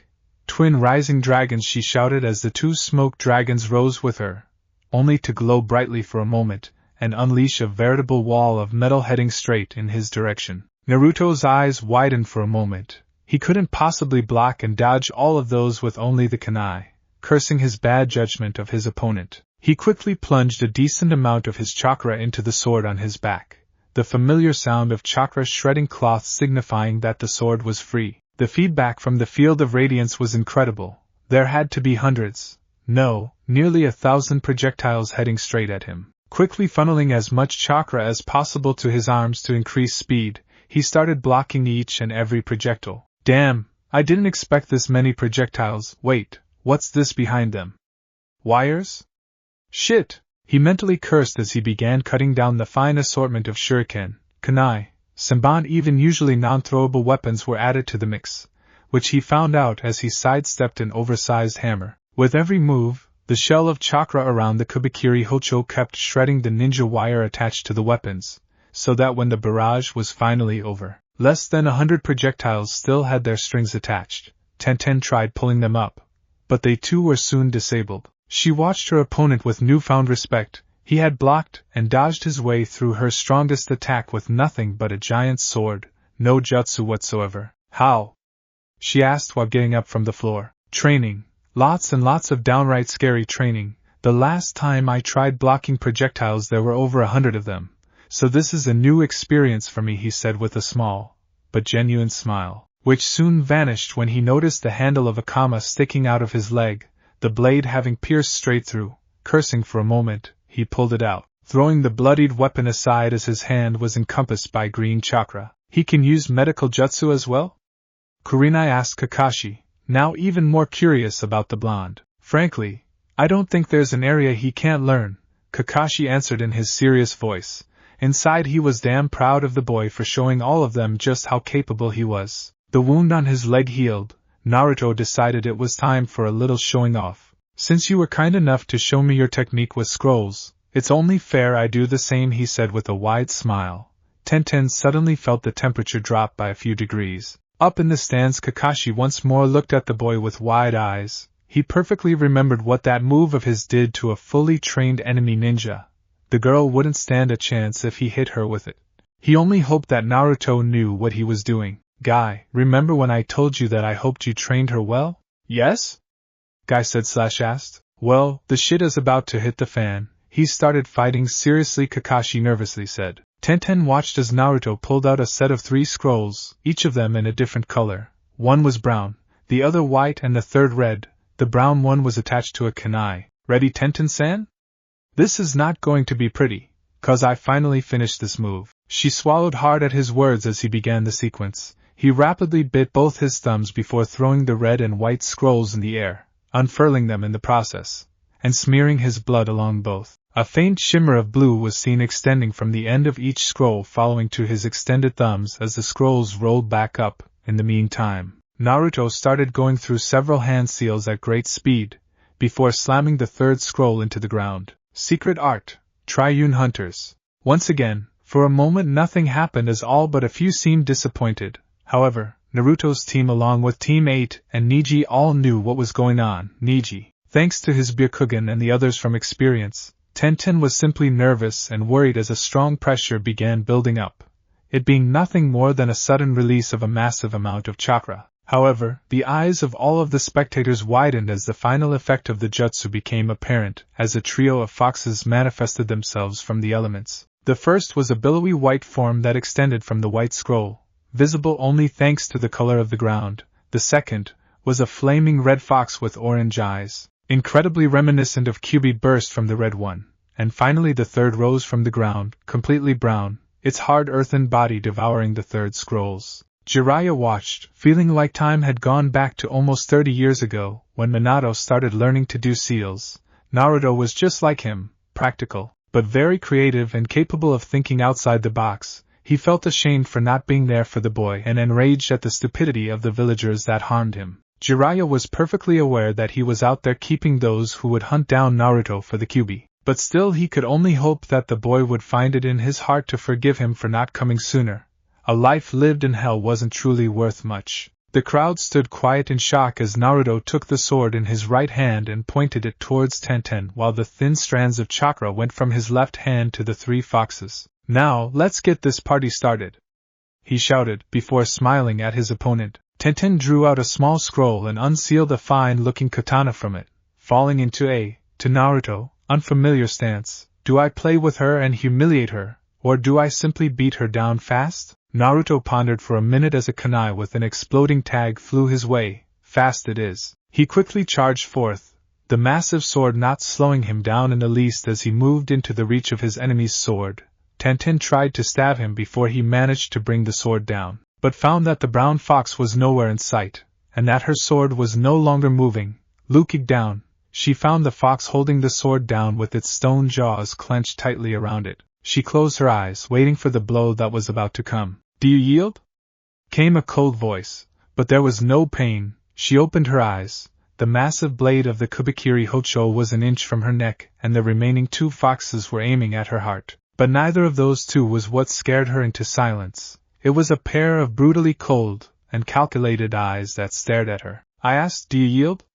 He repeated the question. Hi, she stuttered. In an instant, the coldness from both voice and eyes vanished, leaving a calm but happy face. She fell down to her knees, exhausted, while Naruto looked untouched by the match apart from a few holes in his clothes, dismissing the elemental foxes. He picked the girl up along with her sword and carried her off to the stands above while Hate shouted winner Naruto Uzumaki. Up in the Kage box, all 3 looked astonished at the blonde boy. All 3 could have sworn it was Minato Namikaze standing there that 1 minute when he asked the question. There was no killing intent, and it was still scary enough. Jiraiya was also impressed by the boy's knowledge of seals, as the 3 foxes were created by nothing more than a powerful seal array. One he didn't know. Sarutobi-sensei, you didn't by any chance teach him that? He asked, not really expecting a positive answer. No, replied a downright happy Hokage. He made it himself with knowledge from a certain book I gave him. Jiraiya smiled for the boy. Sensei, have you told him about his? Not yet, but I intend to as soon as this part of the exam is over. It's about time he knew. Jiraiya sadly sighed. I think he'll give you a chance, Jiraiya. He's a lot smarter than anyone would have guessed. But he's still the kind boy all of us here have grown to love. Anko listened to the 2 talk, but for one reason or another, she had a rather good idea of whom they were talking about. Seriously, just remove the whisker mark and he's a spitting image of him. She also felt very proud of Naruto, and although she never admitted, she was thinking about him a lot recently, she was also deeply surprised to feel jealous of the fact that he was carrying the weapon girl. Why the hell am I feeling jealous now? She'd have to talk to Kurenai about it.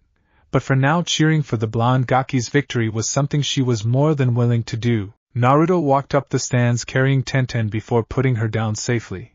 As soon as he did that, his team moved in to congratulate him. But before he did anything, he held his hand to the girl. It's been a fun match. He started running the back of his head while smiling sheepishly. Would you mind sparring from time to time? He asked in a very happy voice. Tenten looked at him strangely, but only nodded before smiling herself and shaking his hand. If anything, she had to admit that his smile was infectious. Guy took care of his student before nodding respectfully to Naruto, who simply smiled as he rejoined his team and received the due congratulations. He was, after all, going to the finals. Before finally settling down to watch the next match, Naruto looked at the aged Kage and his 2 companions who were both cheering for him, and as much as he was happy for making the old man proud, something about Anko's smiling made his heart flutter. Out of all the matches that would be fought that day, the one Naruto won would have the greatest impact. His first real display of skill left many stunned or speechless. The dead last and dobe of his generation had not only beaten an older ninja, but had used something that was clearly a new and most likely self-created seal technique, something that wasn't seen from the times of the 4th, while fighting blindfolded for most of the fight, and he didn't even break a sweat from it all. Naruto, on the other hand, took the attention in stride, joking with his friends and answering all questions pertaining his skill vaguely enough that they couldn't actually learn anything from his answers. The exchange only lasted for a few minutes before Hate once more got his bearings and announced the next match, the pairings now clearly visible on the screen. Ino Yamanaka vs. Mirai. Will Ino Yamanaka and Mirai enter the arena? Hate loudly exclaimed, without coughing this time. Said pair quickly descended. Chuji and Shikamaru wished Ino good luck, but the girl was worried.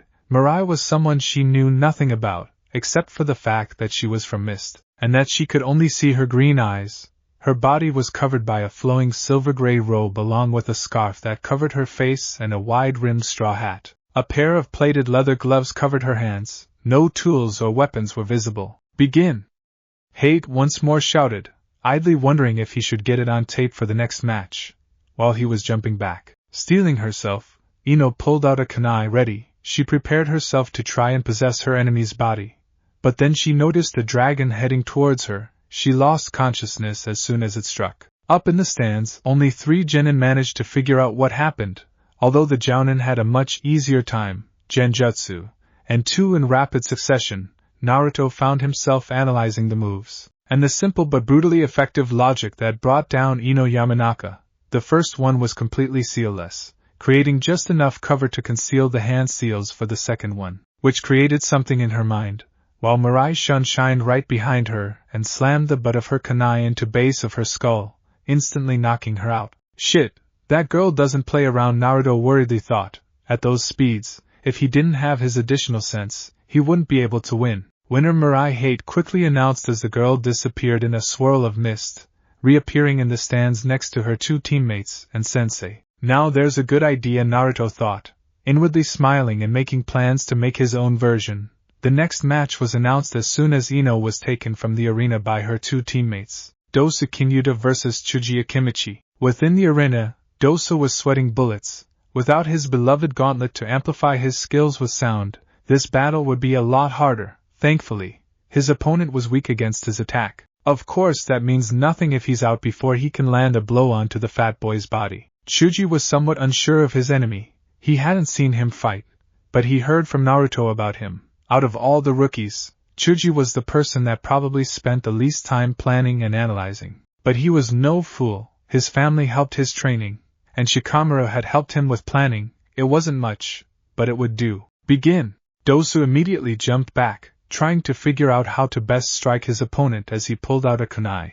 His opponent eyed him warily as cocked his hand back. Partial expansion jutsu, Chuji mentally commanded as he molded his chakra.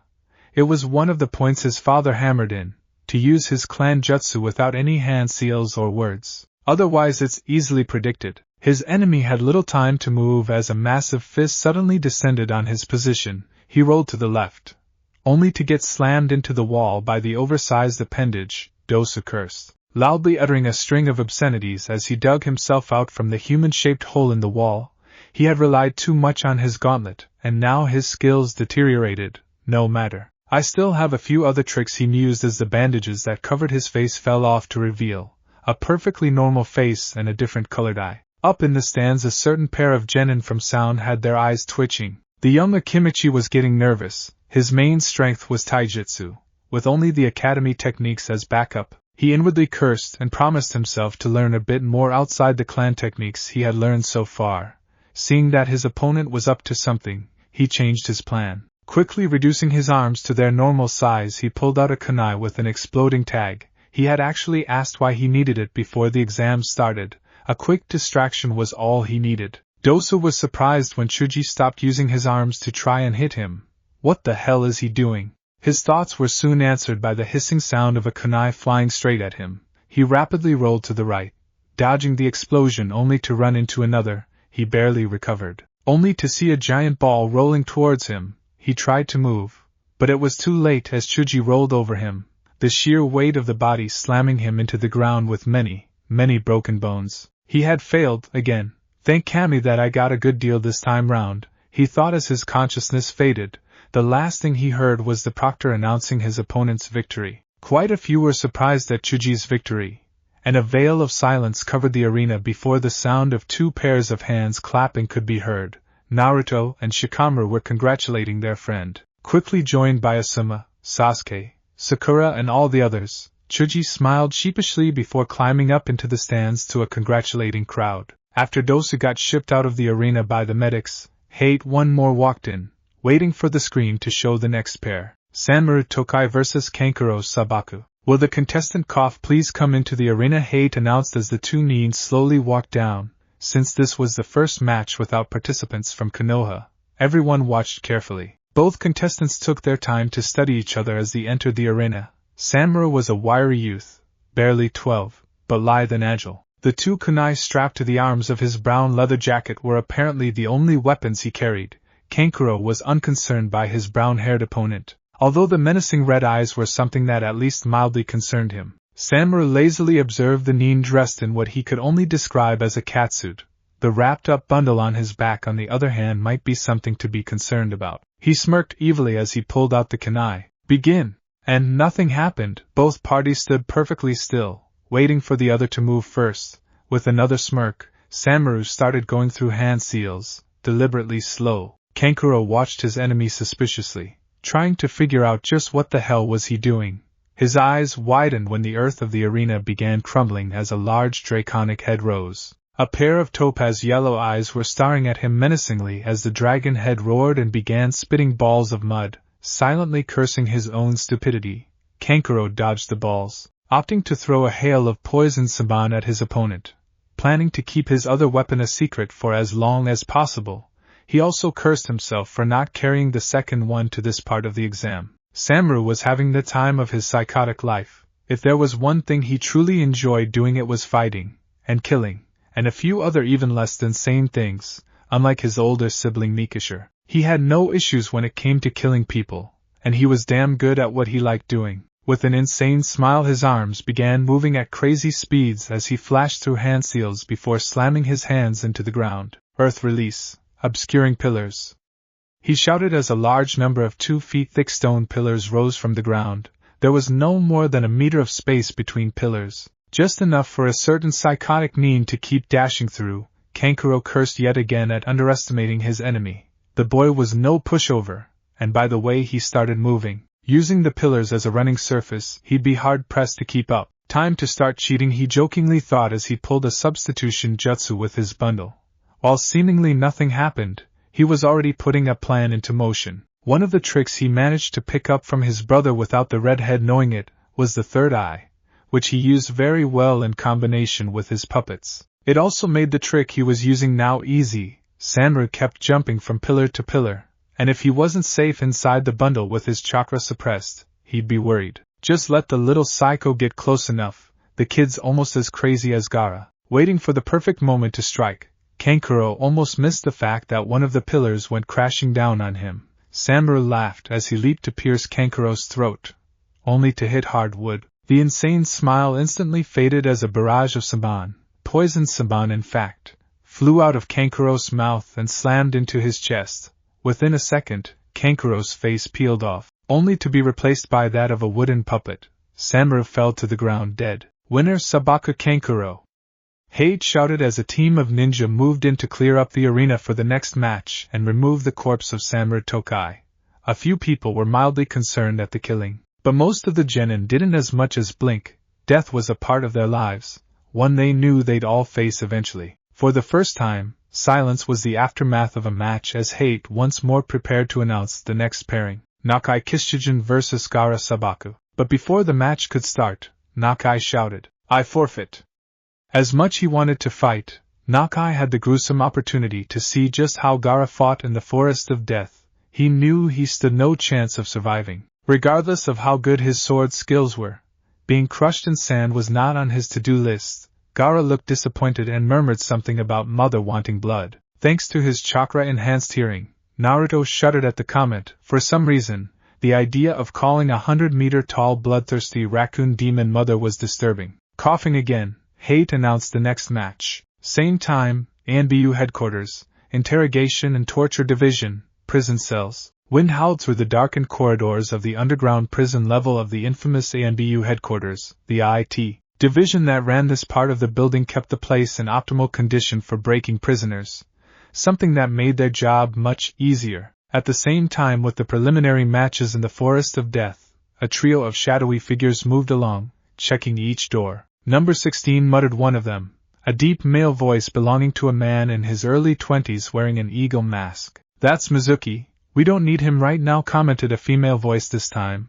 The cat-masked ANBU continued to the next cell. "This is the one we're looking for." The remaining two nodded as Cat opened the door. Inside was an unusual cell. Normally, prison cells here only had the essentials, a small surface for sleeping and a hole for waste. However, this cell, along with several others, were kept for prisoners who were kept here for their own protection for the time they needed to be off the face of the earth.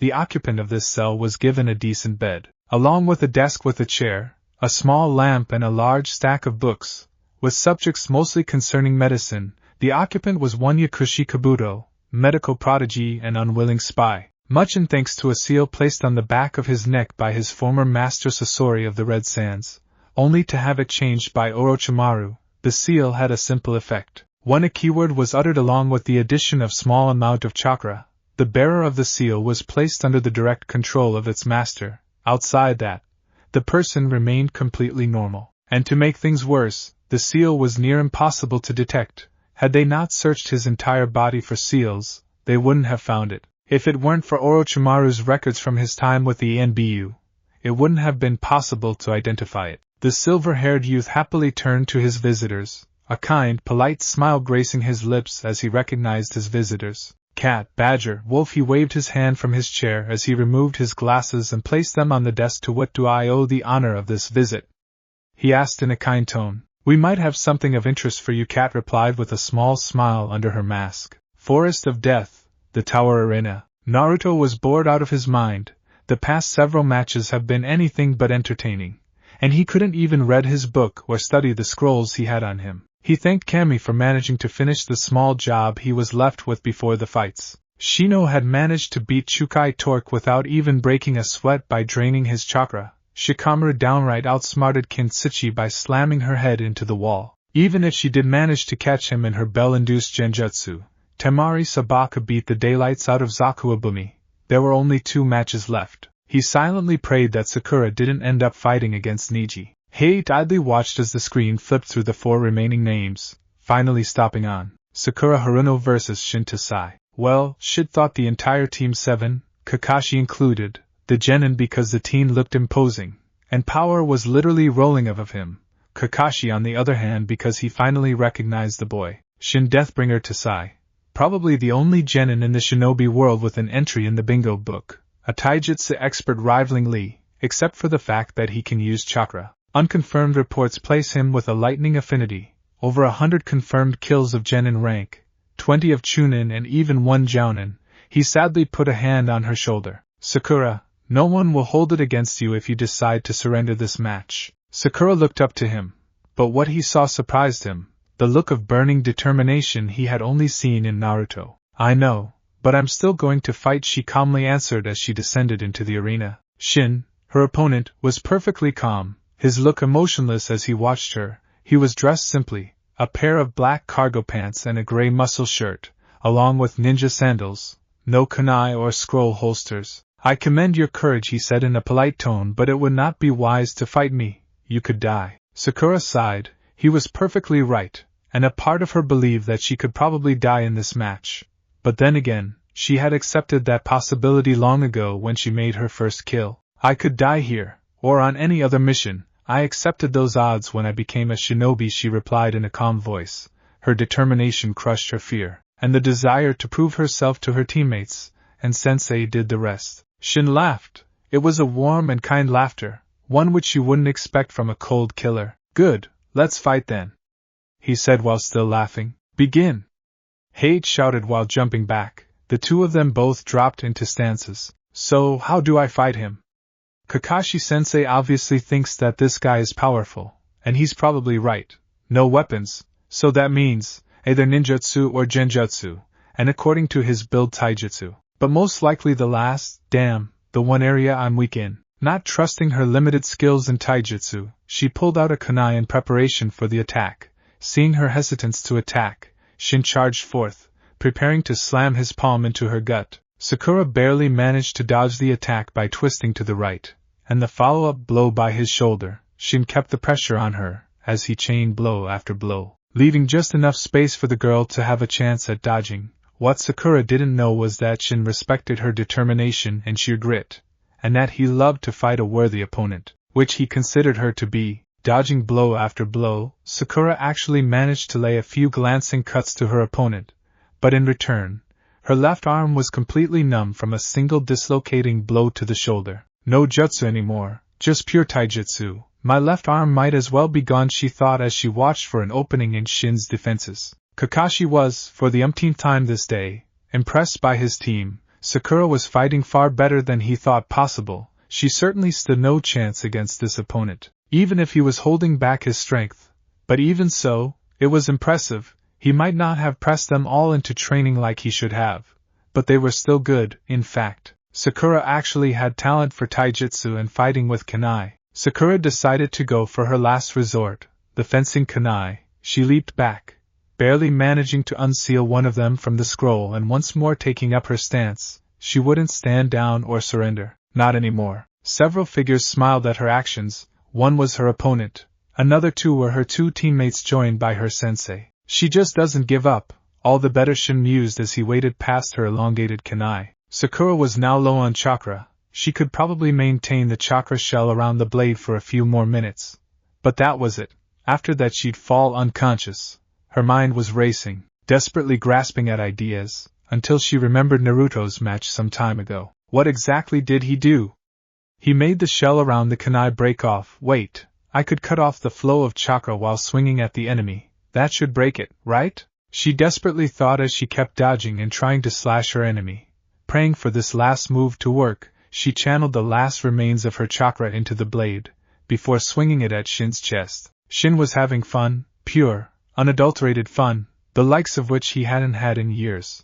While he had to go at a third of his actual strength, the girl was going all out, pulling every trick she knew, and a few she probably didn't even figure out she was pulling. When she slashed at him, his smile faded as a blade of pure chakra broke off from the elongated kunai, heading straight for him. He grunted as the blade cut straight through his clothes and into his flesh, leaving a centimeter-deep gash in his skin. Now bleeding, Sakura was barely conscious. Proctor, the match is over, Shin said in a calm voice as Sakura nearly fell onto the ground, only to be caught by Shin. Winner Shin Tokai Hate announced, as the medics picked Sakura up from the red-haired youth. Naruto watched him in interest. First he gave Sakura a chance by holding back. Now he didn't finish her off when he was supposed to be a cold-blooded killer. Interesting indeed, he mused. There was only one match left, and a few people cringed when they saw the names. Niji Hyuga versus Hinata Hyuga. Hinata shakily started going down into the arena.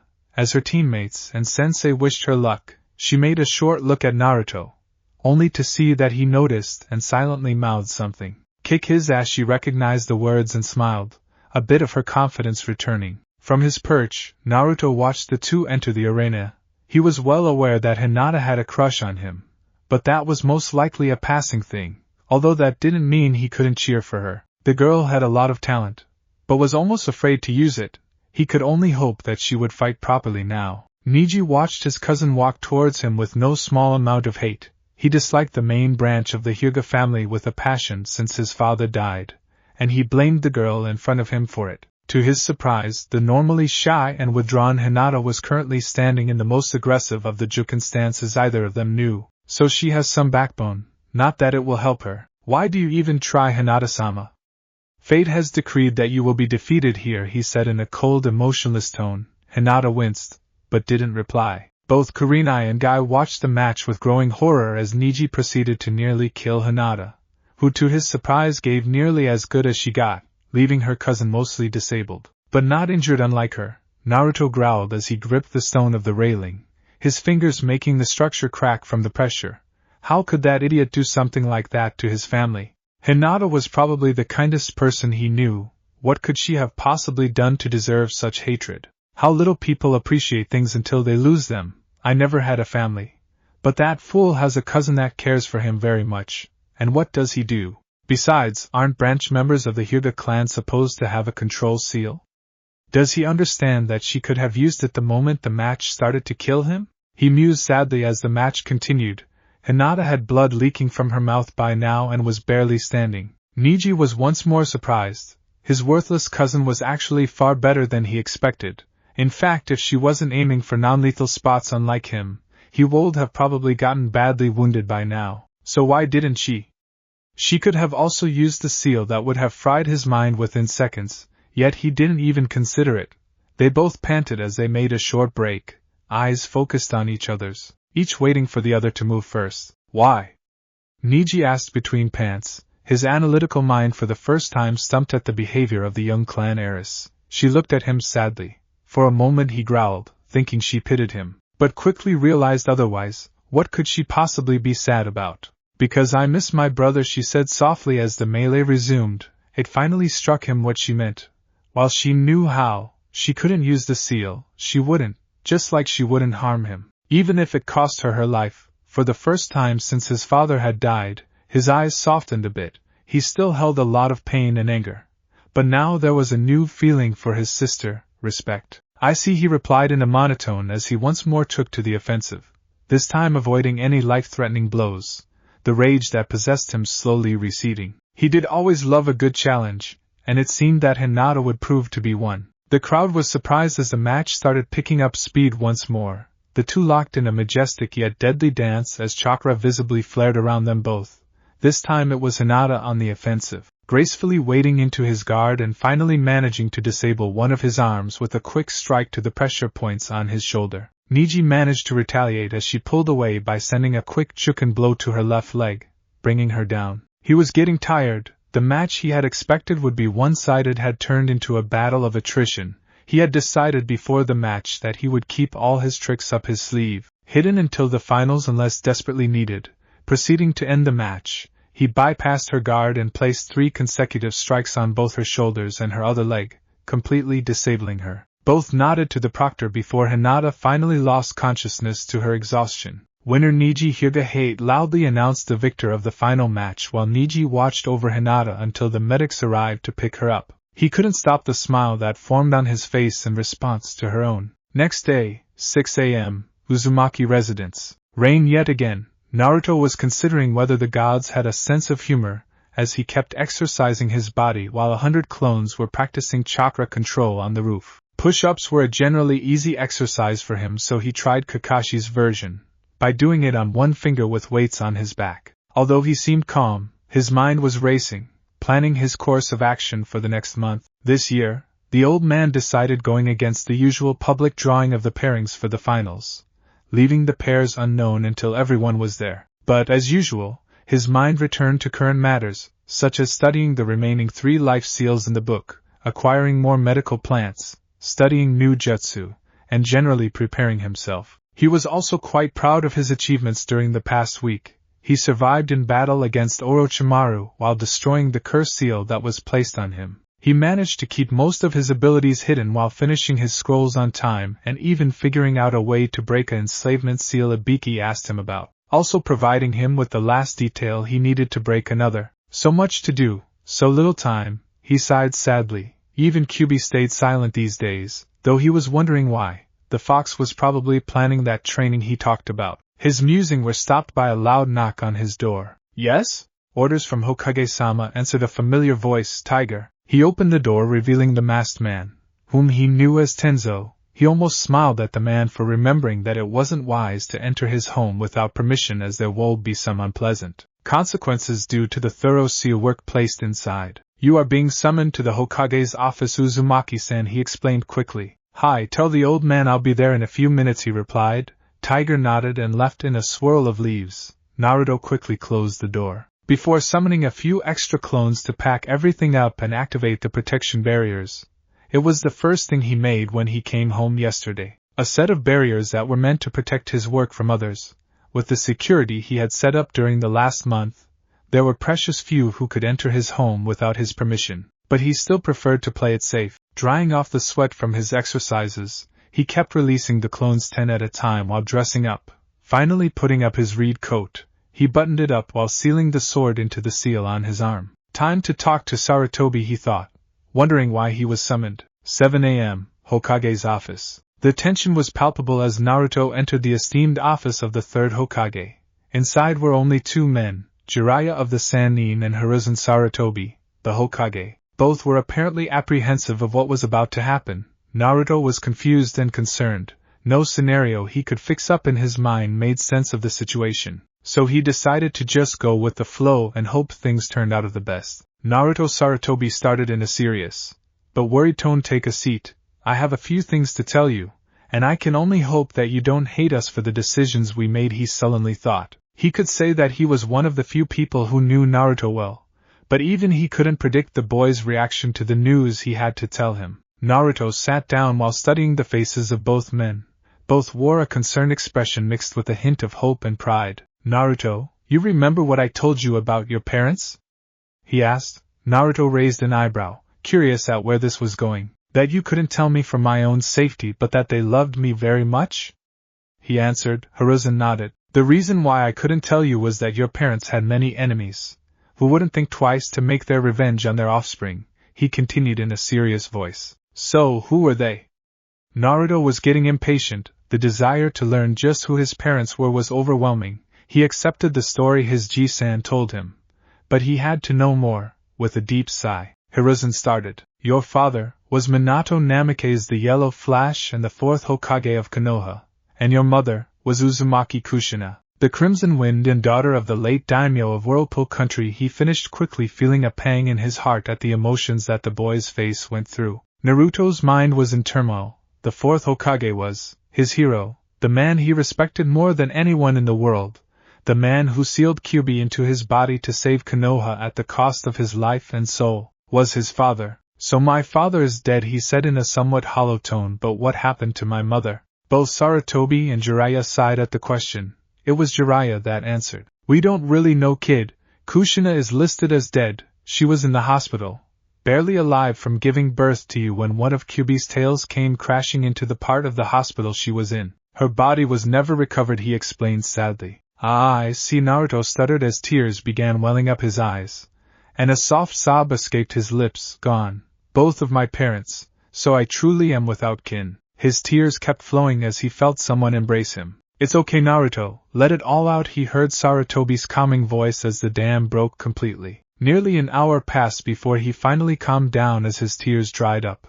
A cup of sake also helped calm his mind a bit, the burning liquid clearing his thoughts as it surged down his throat. 1,000 questions swirled in his mind, the new discoveries finally taking root in his mind. The cogs that had slowed down due to the sadness that engulfed him once more started turning as his mind analyzed and put each piece of the puzzle together.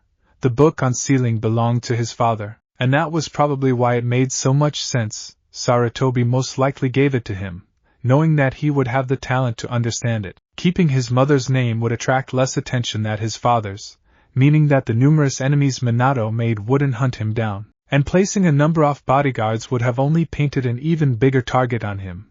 Now that most pieces of the puzzle were fitted in, one currently remained out. Why the hell was Jiraiya there? Feeling a bit better? Sarutobi asked in a kind voice. Yeah, but it's a bit much to take in, he answered in a much calmer voice. Unfortunately, the news don't end there. Naruto closed his eyes and steeled his will. I'm ready for it, he replied. I'll explain the rest, Sarutobi-sensei, Jiraiya said in a quiet tone, and Sarutobi nodded. I have a bit to say, and I ask you to listen to what I have to say before you say anything, okay? Naruto nodded. With a deep sigh, Jiraiya began. First of all, you should know that I'm your godfather. Naruto's eyes widened, and he opened his mouth to ask a question, but closed it quickly. I was also your father's mentor when he was a genin and much later. I promised him that I would watch over you as best as I could. Sadly enough, that proved to be difficult, as your burden also made you a target for a certain group of people. Jiraiya stopped for a moment, thinking how best to explain the following part. The group is called Akatsuki.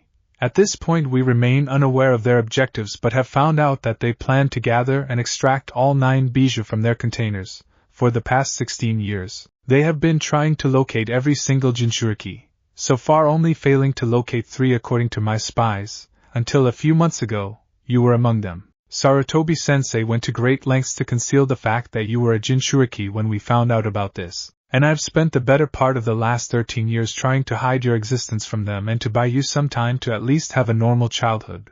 But I obviously failed at that, and I am deeply sorry, he finished, bowing his head in shame. Naruto thought for a second, his mind once more analyzing, gathering the information and piecing things together. His words made perfect sense, except for the small detail that somewhere in the back of his mind he remembered that he had seen Jiraiya before. During some of the frequent visits to the hospital he remembered that he was there checking on his seal while they thought he was asleep and leaving a small gift afterward.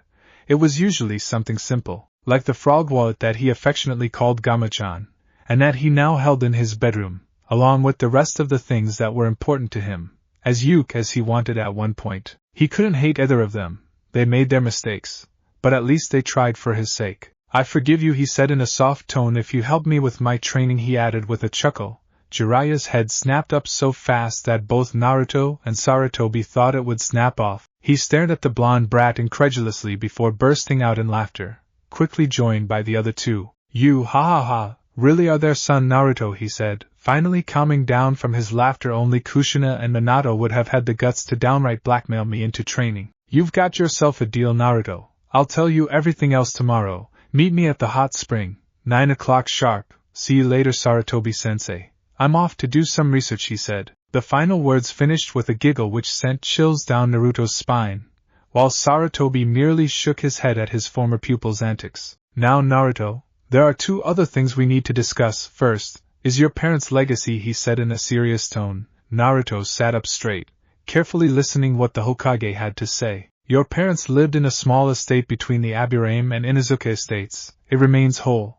but sealed, waiting for you to enter. Minato said that he and Kushina left a pair of scrolls there for you when you were ready. He also asked me not to tell you who your parents were until you could defend yourself from any would-be assassins, Sarutobi explained, before chuckling, although I doubt he expected you to become this strong so soon. Naruto returned the chuckle.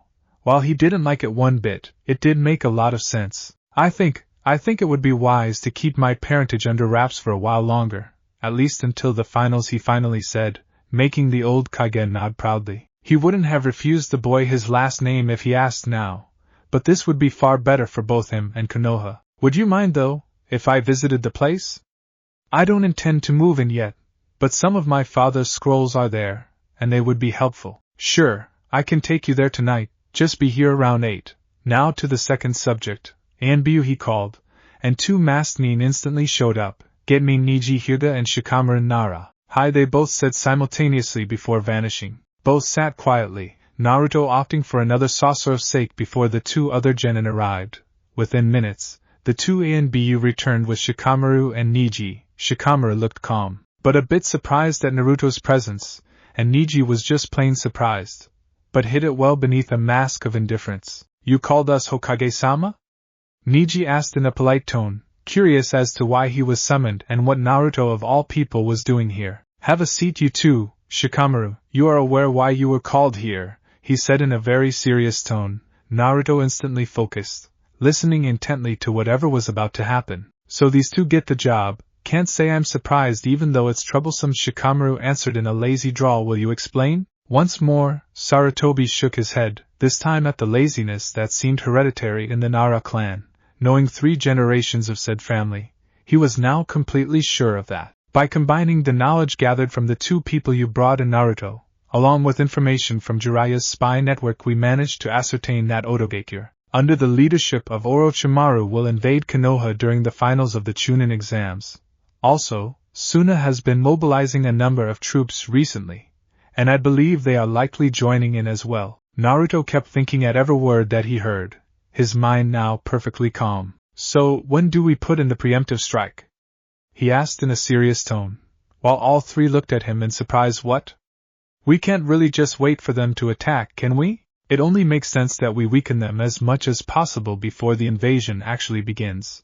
And I'm betting that if Suna is joining in, Orochimaru plans to use Gaara, or more precisely Shikaku, to help him. The astonishment never left the 3 at the perfectly accurate description of what Jiraiya, Sarutobi and Shikamaru expected Orochimaru to do, along with the comment about a preemptive strike. Why, yes, Shikamaru finally said, as you so well explained, we intend to weaken the Sand teams during the exams, and with the information from the former Sound team that joined us, we can prepare for the invasion by luring them into a trap. The pairings for the matches are fixed up so that those that are capable can fight the trio from Sand. Shino will be facing Kankuro, while Sasuke has been paired with Gaara and I have been paired with Temari. These pairings make sufficient sense that no one will make a fuss about it, and reveal what we know. Niji, you and Naruto will be fighting the first match. Make it a show, but don't hurt each other badly. We need you both for the battle that will follow. Kakashi-sensei and Kurinai-sensei are focusing heavily on training the 2, while other sensei are helping their teams. Both nodded. Shikamaru was pleased that he finally finished explaining, and could do something constructive, like watching clouds. Hey G-san, I have a question for you, Naruto slowly said, both other genin watching incredulously at the blunt disrespect he showed for the Hokage. But since he didn't even react to it, said nothing. Yeah, Naruto? Why did you choose us of all people? I mean, I understand Shikamaru, he and his dad are the best strategists in the village apart from you. But why Niji and me when there is probably no reason for us to know all this?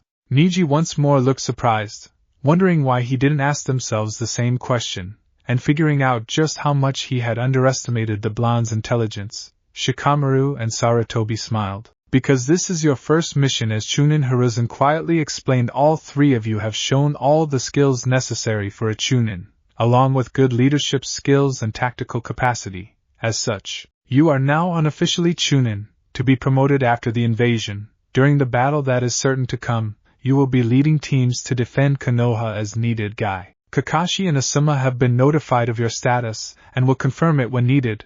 You are all dismissed. Go and train for the finals. As the three started leaving, he remembered something. Naruto, I have a commission for you. Commission? Yes, since your friend Kin, who by the way is now living in your apartment building along with her two teammates, informed me that the so-called Sound 4, Orochimaru's elite bodyguards, specialize in barriers. I need you and Jiraiya to come up with a way to break them. Barrier breaking, eh? I'll see what I can dig up. Oh, and thanks for leaving me my dad's notes to work on, he added with a smile as he left. Sarutobi could now finally sit down and relax. The day went a lot better than expected. Now he could finally relax a bit, and, Hokage-sama, while you were in the meeting, this paperwork piled up. His secretary came in pushing a cart, loaded with piles of paper. Suffice to say that the Hokage spent the rest of the day considering alternate uses of various fire jutsu. 8:30 p.m., Clan District of Konoha. Two shadowy figures silently moved towards the estates of the Aburame and Inuzuka families. The two fortified holds were probably the only ones that were built more to protect outsiders rather than those who live inside, as the insects and dogs weren't overly fond of uninvited guests. However, between the two holds was a forest, which the two clans used as a hunting ground. At the heart of said forest was a small estate surrounded by a tall stone wall. The two figures silently proceeded through the forest, unimpeded by the numerous beasts that inhabited it. The iron-wrought gates of the estate now loomed in front of them, the black bars completely covered in small golden seals which served both as protection and decoration. Wow was all Naruto could say as he observed the simple family home, that was better protected than the Hokage Tower. Being a seal master had its perks. It sure is something. I still remember the day Minato first showed us the home that he had built for himself, Kushina and you. It was finished only a month before you were born. Come on, place a bit of your blood on the plate and push your chakra into it. He prodded him on, glad to give the boy what was rightfully his. Now that both of them thought about it, no one apart from the Inuzuka and the Aburame would ever notice if he came here, and Sarutobi knew that both were his supporters in the council, and would gladly play dumb as to his visits here, if for nothing else, to annoy Danzo and his supporters. Absently biting his thumb, Naruto smeared his blood on the lock plate, while channeling his chakra into the seals. With a soft click, the gates opened to let them in, swiftly closing as soon as they entered. Naruto was taking in every part of the estate that had once belonged to his father, and was now his. He had noticed that the walls had plates similar to the ones on the gate, made from wrought iron and covered in intricate golden seals. Every couple of meters, he wondered for a second how did he manage to make so many. But reminding himself of all the benefits of shadow clones, the estate was relatively simple, a large walled-off field, with a 2-story house near the gate, leaving a large backyard. He wondered if the house had its own hot spring. Considering how frequent they were in fire country, the small cobbled path that led towards the doors was surrounded by beds of flowers, which were, to his amazement, in perfect condition, without any weeds. He once more blamed his father's knowledge of seals for this, as he had done similar things in his apartment. It was getting very interesting to compare his father's thoughts to his own, their apparently similar way of seeing things now becoming even more obvious. The house projected a feeling of warmth, the soft brown tones of the walls fitting quite well with the trees that easily reached the roof, probably granting shade to the path during day. The two of them walked in silence to the door, Naruto once more placing his blood on the door before entry. The mahogany doors opened to reveal a large corridor with polished wooden floors covered with silk rugs. The corridor continued opened into a large living room which overlooked the backyard. A large fireplace with a sofa in front of it seemed to be the centerpiece of the room. Along the sides, he noticed a pair of stairs leading to the second floor, and the numerous windows left the room glistening in moonlight. Along several small coffee tables, he spotted quite a few pictures, most of them of his parents. With a soft sigh, he decided against exploring the entirety of the house this night, opting to find the bedroom and sleep here tonight. Ji-san, I think I'll sleep here tonight, he said in an equally soft voice. He could feel the aged Hokage nod behind him. The bedrooms are upstairs, dare I suggest you use the master bedroom? Jiraiya picked out the bed, he said with a near-silent chuckle which Naruto gladly returned. It had been a long day, and he had too many emotions in his head to think straight. He had found out about his parents, discovered that he had a living godfather, who was willing to train him, learned that there was an impending invasion, a likely war, and unofficially became Chunin. Saying goodbye to his adoptive grandfather, he walked him off to the gates, before he vanished in a swirl of leaves. Back inside, he sleepily walked up the stairs. They converged at the top, leading to another door, which presumably lead into the second floor. The corridor that greeted him actually had several other doors, 3 on each side and 1 straight in front. Heading to that last door, he opened it, and found himself in the master bedroom. A massive 4-post bed stood in the middle of the room, flanked by 2 nightstands on each side, a small lamp on each. The right wall was entirely covered by a large mirror, the reflection of the entire room adding even more to the sheer feeling of size in the room. To the left he noticed 3 large dressers, and between them a door. Also, he saw a small desk in the corner. But what brought him to tears lay in the corner, a crib. Minato and Kushina had prepared everything for his birth. A quick check revealed that the door led to a luxurious bathroom. Quickly brushing his teeth, he considered one of the things he noticed. There was no dust anywhere, like the whole place had been sealed, which it probably was. He spat out the toothpaste before rinsing his mouth, and went back to the bed, taking off most of his clothes. He carefully folded them and placed them on the chair next to the desk before lying down. His eyes remained open for the better part of an hour, his mind refusing to settle down to the bliss of sleep. He couldn't believe it, and actually feared that all of this was some cruel illusion. He was home. With the feeling of security that the knowledge brought, he closed his eyes and finally drifted to sleep. Naruto woke up next morning to the rays of light which fell on his face. It had been years since he slept so peacefully, or felt so rested. With a groan he stretched his muscles as he got up. There was a lot of work to do today, but first of all, he wanted to explore this house a bit. Before leaving, he silently decided to permanently move in here once the exams were over. The upper floor contained nothing but bedrooms, each with its own bathroom. After a short stroll, he got down to explore the ground level. He was impressed to say the least. The kitchen was something that would fit in the palace of a king. A large room, half on the ground level, half beneath it, was the library, in which he saw thousands of books and scrolls on various subjects. One of the things he didn't see last night was a small walled-off area, a private bath fed by a warm spring rerouted to it. After a while, he came across his father's study. It was a room of decent size, with a large desk. On the sides he saw multiple shelves, each and every one of them stock-filled with scrolls. A short search revealed them to be a mixture of jutsu scrolls, reports, research materials and plans. However, it was the 2 scrolls on the desk that drew his attention, 2 ornately decorated scrolls, tied with a yellow ribbon and a note attached to them. For Naruto, from his parents. Naruto made a small smile and untied the ribbon. To his surprise, both scrolls slipped out of his hands as if guided by some invisible force and fell to the floor, unfurling in an X shape. His interest turned to shock as 2 ghostly figures appeared above the scrolls, a man and a woman, his parents. He realized that this was a recording of sorts as he watched the 2 of them begin to move, Minato fixing up his coat and Kushina fussing over it. "Is this thing working?" she asked in a somewhat annoyed voice. Her voice was naturally soft, he noted, but still had an edge beneath it, the result of years of fighting. He also noticed her large belly, realizing that was him inside. "Yes, love, it's working," Minato answered patiently. "Now come, we're leaving this for our son." He turned towards Naruto. A part of the boy wondered how the hell he knew where to turn. "Hello, son, we are both deeply sorry that you only get to see us like this. I wish for nothing more than to watch you grow up. By the time you even have a chance at watching this, I will be dead from sealing the QB into you, and from what the medics tell us, Kushina will most likely die from childbirth," he said sadly, tears visible in both of his parents' eyes. Naruto teared up as well. "Regardless, We wanted you to know that we loved you more than anything. Kushina now continued, and don't let anyone tell you otherwise. She shouted while pumping her hand in the air. He couldn't help but laugh at their antics. He watched as Minato shook his head with his hand covering his eyes. Now, since you're here and reading this, there are a few things that you should know. First of all, I've left a few scrolls for you in the safe in my study. Most of them deal with the finances you inherited. Second, I would suggest you start reading any books you can find on the laws and politics of Konoha.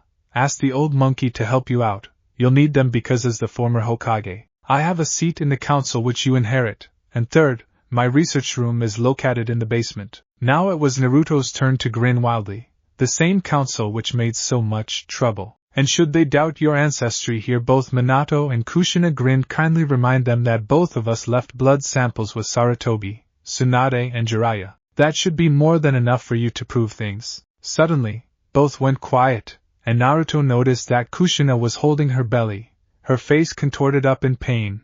Minato first looked worried, then sent an amused look at Naruto. I'd love to stay and blabber on, but apparently, you just chose to get born. Take care of yourself and know that we'll always love you. He tried waving only to get grabbed by Kushina. Stop talking to that damn scroll and get me to the hospital, she shouted as she grabbed his shoulder for support. The image of the pair vanished after that, leaving the young boy in thought. Well, things are going to get interesting. 8:30, small plateau outside of Konoha. Kakashi and Sasuke stood facing off as they sparred. He was directly ordered by the Hokage to train the Uchiha boy as best he could and was told why. While he didn't like the situation, there was little that he could do but train the boy and make sure he was ready. You okay, sensei?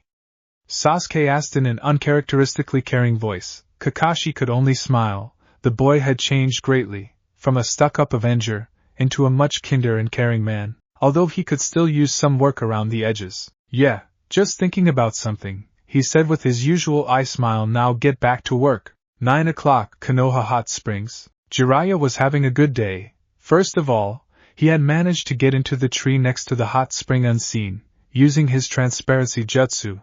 Then he noticed an abundance of rather attractive ladies. He was scribbling notes in overdrive. He had almost forgotten that there was a student he was supposed to train today, and probably would have, had he not felt something poking him in the shoulder. He turned to face the person, only to find that there was no one there. Turning back, he found that his notes were gone. Nice work, Ero-sensei, he heard a jovial voice speaking from the branch above him, where he found Naruto sitting in his usual clothes, reading his notes.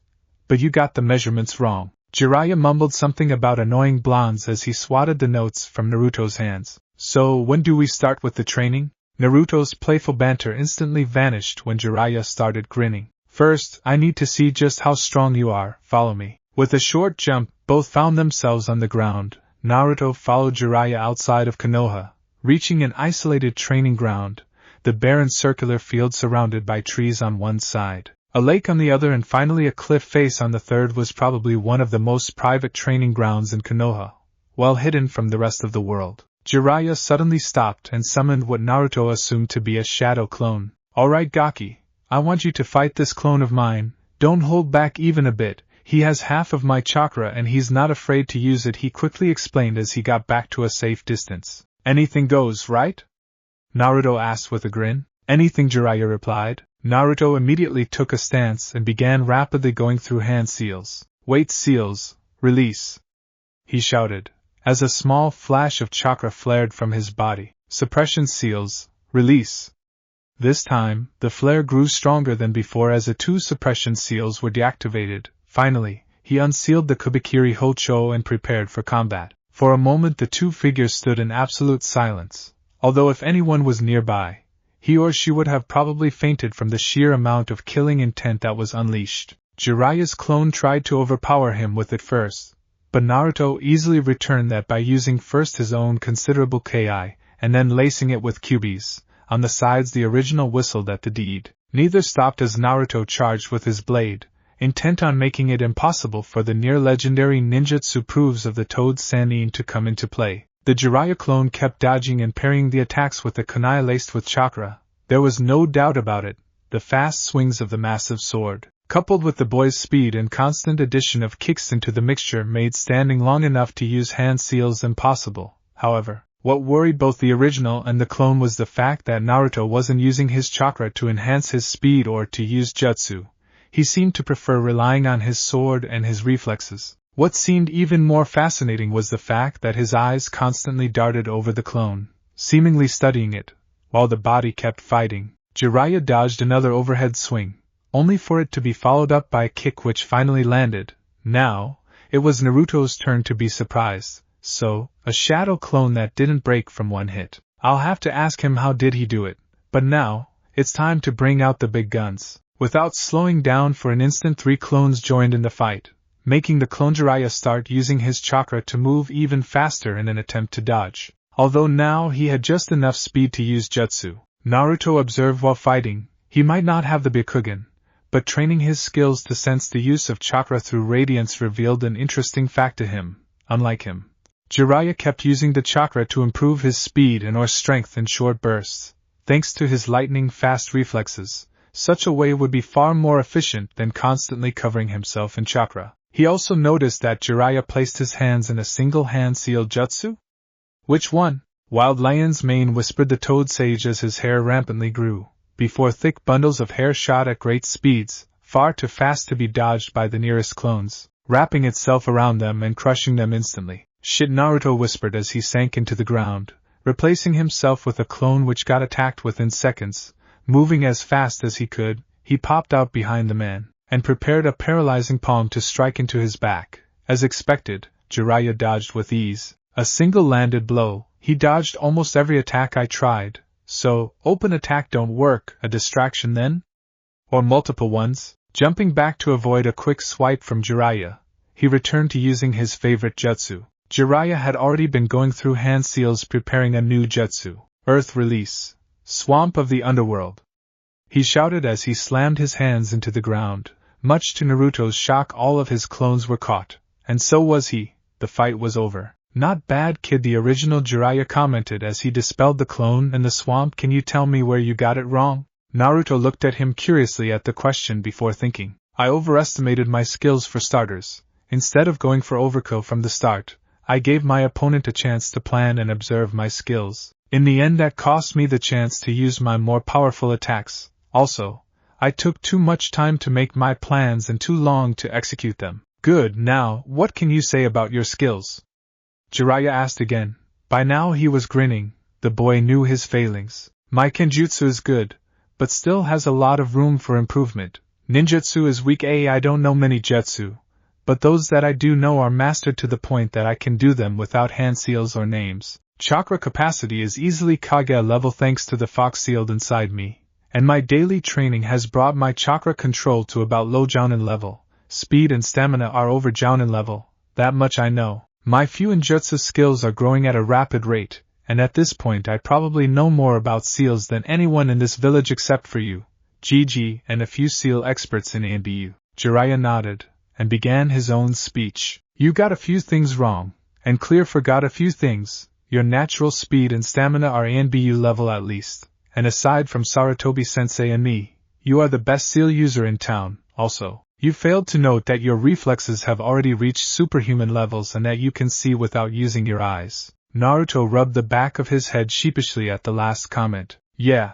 I kinda keep that a secret. You see, about 2 months ago, I started talking with Kyubi, and he gave his word to help me with my training since I started taking all of this ninja business seriously. Among the things he taught me was radiance, the ability to project one's chakra outside one's body but still control it when it's outside. The first form is a shell of chakra that extends to certain distance, dependent on skill, and that serves as an artificial sixth sense. I'm as of yet unaware of the other forms. Jiraiya nodded. This was going to be a long day. It was insane. The training that Jiraiya subjected him to had pushed his endurance to the limit.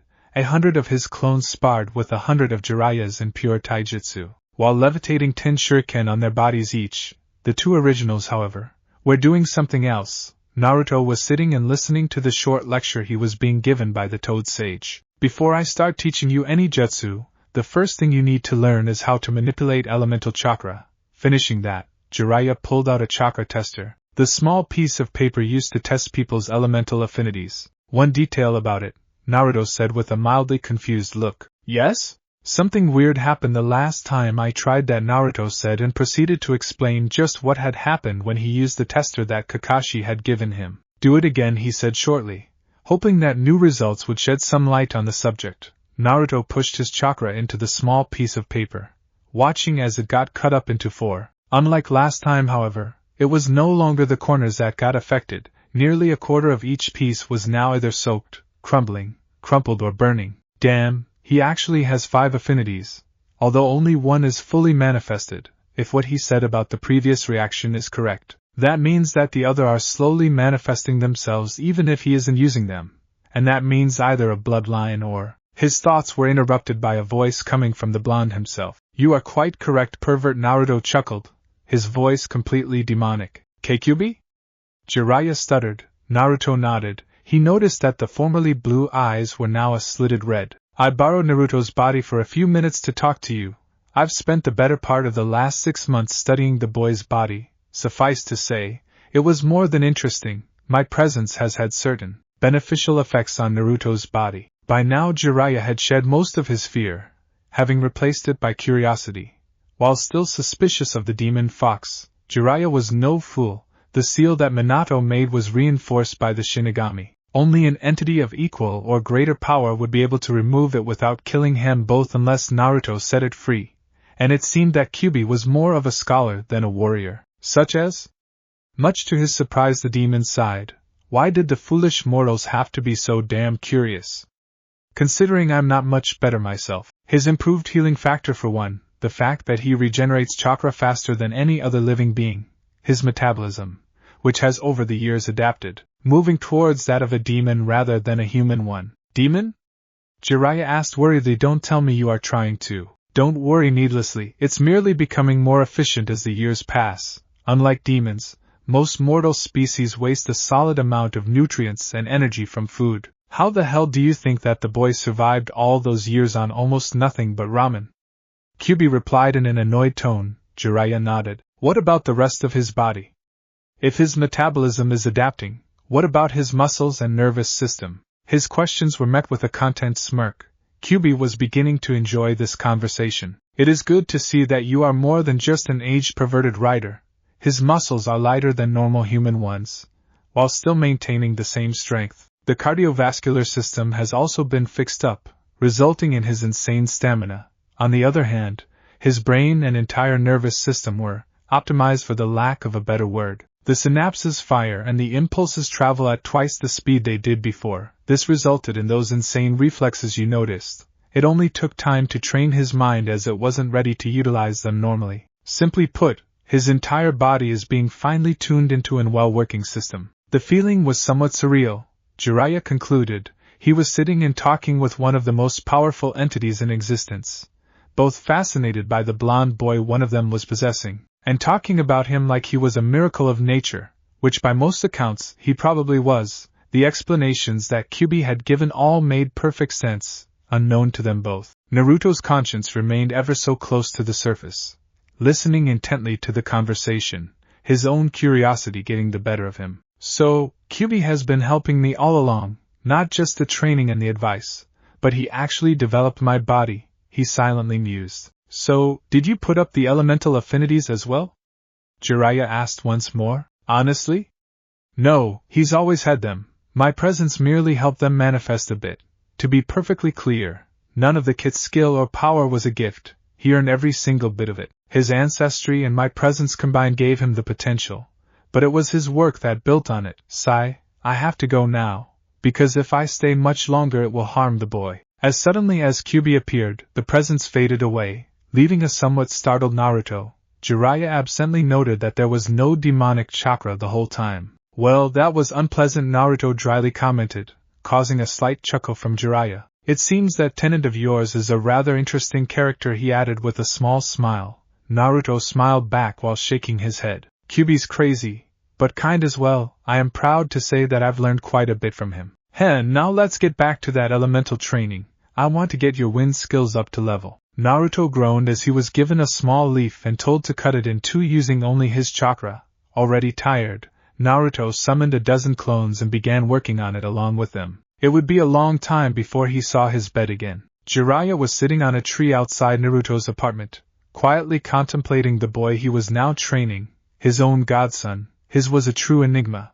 At first he didn't really think much of his skills, as the first reports he got on him showed that he, apart from his stamina and the shadow clones, he only had his ill-developed tactical talent to rely on. But when he saw him during the preliminaries of the Chunin exams, he had seen a different young man, calm, collected and brutally efficient when necessary while still kind and loyal, just like his father. For a moment he wondered if it was Kyuubi's help that made his so strong, but he banished the thought when he remembered how much time Naruto spent training daily, and the sheer determination that literally oozed out of him. It was infectious. He had originally planned to spend about 4 hours sparring with him, and help him out with his jutsu, but the training session lasted nearly 12 hours straight. And what even more surprised him was the fact that he enjoyed himself the whole time. It wasn't only him teaching Naruto, the blonde had pointed out several flaws in his own style, openings that he himself failed to notice, and under suppression seals, Naruto had actually proved to be a challenge. The question remained, however, why was Kyuubi so dead set on helping the boy? The whole thing made no sense, as he couldn't figure out what the fox wanted. The apartment Naruto lived in was quite interesting as well. Decades of practice allowed Jiraiya to remotely study the various barriers that were stacked through the walls of the boy's home, privacy barriers, making any sounds or scents undetectable from the outside, a variation of one of his own seals, that made any writing unreadable from the outside, reinforcement barriers within the walls, and finally a full-scale protection barrier around the entire apartment, keeping any and all unwanted visitors out, most of them basic to advanced barrier seals, but masterfully combined into a single security system that he would be hard-pressed to improve. He had to admit, though, Naruto was the ideal student, hard-working, talented, but not arrogant, dedicated, but not obsessed, and with a massive chakra capacity that just kept growing, thus the constant chakra control exercises, to keep both in balance. Shrugging and shaking his head,